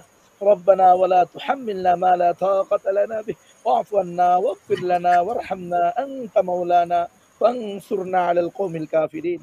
আয় আল্লাহ, মেহেরবানি করে আপনি আমাদের এই বসাকে, কিছু কথা বলাকে, শোনাকে, আয় আল্লাহ, দেশ, জাতি এবং ধর্মের জন্য কল্যাণকর বানিয়ে দেন মাহবুব। এ রব্বুল আলামিন, আপনি আমাদের গুনাহ খাতাকে আপনি মাফ করে দেন, আমাদের জিন্দেগির সমস্ত গুনাহকে মাফ করে দেন। আয় আল্লাহ, আপনি আমাদেরকে আপনার নির্বাচিত বান্দাদের মধ্যে শামিল করে নেন। আয় আল্লাহ, আপনি আমাদেরকে আলেমে হাক্কানি রব্বানি হিসেবে কবুল করে নেন। আয় আল্লাহ, সাংবাদিক ইলিয়াস হোসেন ভাই সহ আরো যারা আল্লাহ দ্বীনের পক্ষে, ইসলামের পক্ষে, দেশের পক্ষে, জনগণের পক্ষে কথা বলতেছে, কাজ করতেছে, আল্লাহ এদের সকলকে আসমানি বালা জমিনি বালা থেকে আপনি হেফাজত করেন। আয় আল্লাহ, তাদের দ্বীন ঈমানের মধ্যে আপনি নূর পয়দা করে দেন। তাদের পরিবারের প্রত্যেকটা সদস্যকে দিনদার, মুত্তাকি, পরহেজগার, আল্লাহওয়ালা, পরিপূর্ণ মুসলমান হিসেবে আপনি কবুল করে নেন। আয় আল্লাহ, আমাদের এই দেশকে শান্তির দেশে পরিণত করেন। আয় আল্লাহ, আপনি সারা দুনিয়াব্যাপী ইসলামের বিজয় দান করেন। আয় আল্লাহ, সারা দুনিয়ার মধ্যে আল্লাহ মানুষ তার অধিকার আদায় করে নিতে পারে, তার হক সে পেতে পারে, সেই ব্যবস্থা আপনি করে দেন। বিশেষ করে আমাদের এই প্রিয় মাতৃভূমি বাংলাদেশ, আল্লাহ, গত প্রায় 16টা বছর ধরে এদেশের মানুষ জগদ্দর পাথরের নিচে চাপা পড়েছিল। আল্লাহ, আপনিই মেহেরবানি করে, দয়া করে আমাদের অনেক শহীদ ভাই বোনদের, অনেক শহীদ ওলামায়ে কেরাম, তোলাবায়ে ইলমদের উসিলায় আয় আল্লাহ, আপনি আমাদেরকে এই জগদ্দর পাথর থেকে মুক্তি দিয়েছেন। আল্লাহ, আবার কোনো জালেম যেন আমাদের উপরে চেপে না বসে, আবার কোনো জুলুমের যেন আমরা শিকার না হই। রব্বুল আলামিন, আপনি সারা দেশের সকল ওলামায়ে কেরাম, তুলাবায়ে ইলম, আল্লাহ, সকল ঘরানার সকল মানুষকে আয় আল্লাহ আপনার হুকুম, আপনার রাসূলের তরিকা মেনে জীবন যাপন করার তৌফিক দান করেন। আয় রব্বুল আলামিন, বিশেষ করে আজকে যে জন্য আমরা এই অনুষ্ঠান করেছি, আয় আল্লাহ, ওলামায়ে কেরাম, তুলাবায়ে ইলম, সাধারণ মুসলমান, আয় আল্লাহ, যারা এই জালেমের জুলুমের শিকার হয়ে দীর্ঘদিন ধরে আল্লাহ জেলখানার অন্ধকার প্রকোষ্ঠে পড়ে আছে, রব্বুল আলামিন মেহেরবানি করে এদের সকলকে আপনি আল্লাহ দ্রুত কল্যাণকর মুক্তি দান করেন। যারা ক্ষমতায় আছে, যারা আইন বিভাগে আছে, আল্লাহ যে ডিপার্টমেন্টে আছে, প্রত্যেককে আপনি শুভবুদ্ধি দান করেন, যেন এই মাজলুমদেরকে আল্লাহ উলামায়ে কেরাম জসিমউদ্দিন রহমানী সাহেব, মাওলানা আবু তাহের সাহেব, আল্লাহ মাওলানা আলী আকবর সাহেব, মাওলানা আবু বকর সাহেব, আল্লাহ মাওলানা শফিক সাহেব সহ আরো অনেক, সবার নাম জানি না, সবার নাম বলতেও পারতেছি না, এই মুহূর্তে মনে আসতেছে না বাবু। হায় আল্লাহ, তাদের পরিবারের কাছে, তাদের সন্তানদের কাছে আমরা অপরাধী। হায় আল্লাহ, বিডিআর হত্যা মামলার যে সকল ভাইয়েরা আসামি হয়েছে, কত জুলুমের শিকার তাদের পরিবারগুলো তছনছ হয়ে গেছে আল্লাহ। হায় আল্লাহ, যুদ্ধ অপরাধী নামে, রাজাকারের নামে মামলা দিয়ে রাখছে। হায় আল্লাহ, কত বিপদের মধ্যে তাদের পরিবারগুলো পড়ে আছে। আল্লাহ সকলকে কল্যাণকর মুক্তি দান করেন। হায় আল্লাহ, আপনি আমাদেরকে আল্লাহ মৃত্যুর সময় শাহাদাতের মৃত্যু নসিব করিয়েন, আমাদের দোয়াখানি কবুল ও মঞ্জুর করে নেন। সুবহানা রাব্বিকা রাব্বিল ইজ্জাতি আম্মা ইয়াসিফুন, সালামুন আলাল মুরসালিন, আমিন আমিন বিরহমাতিকা ইয়া আরহামার রাহিমিন। জি, আসসালামু আলাইকুম ওয়া রাহমাতুল্লাহ। ওয়া আলাইকুম সালাম।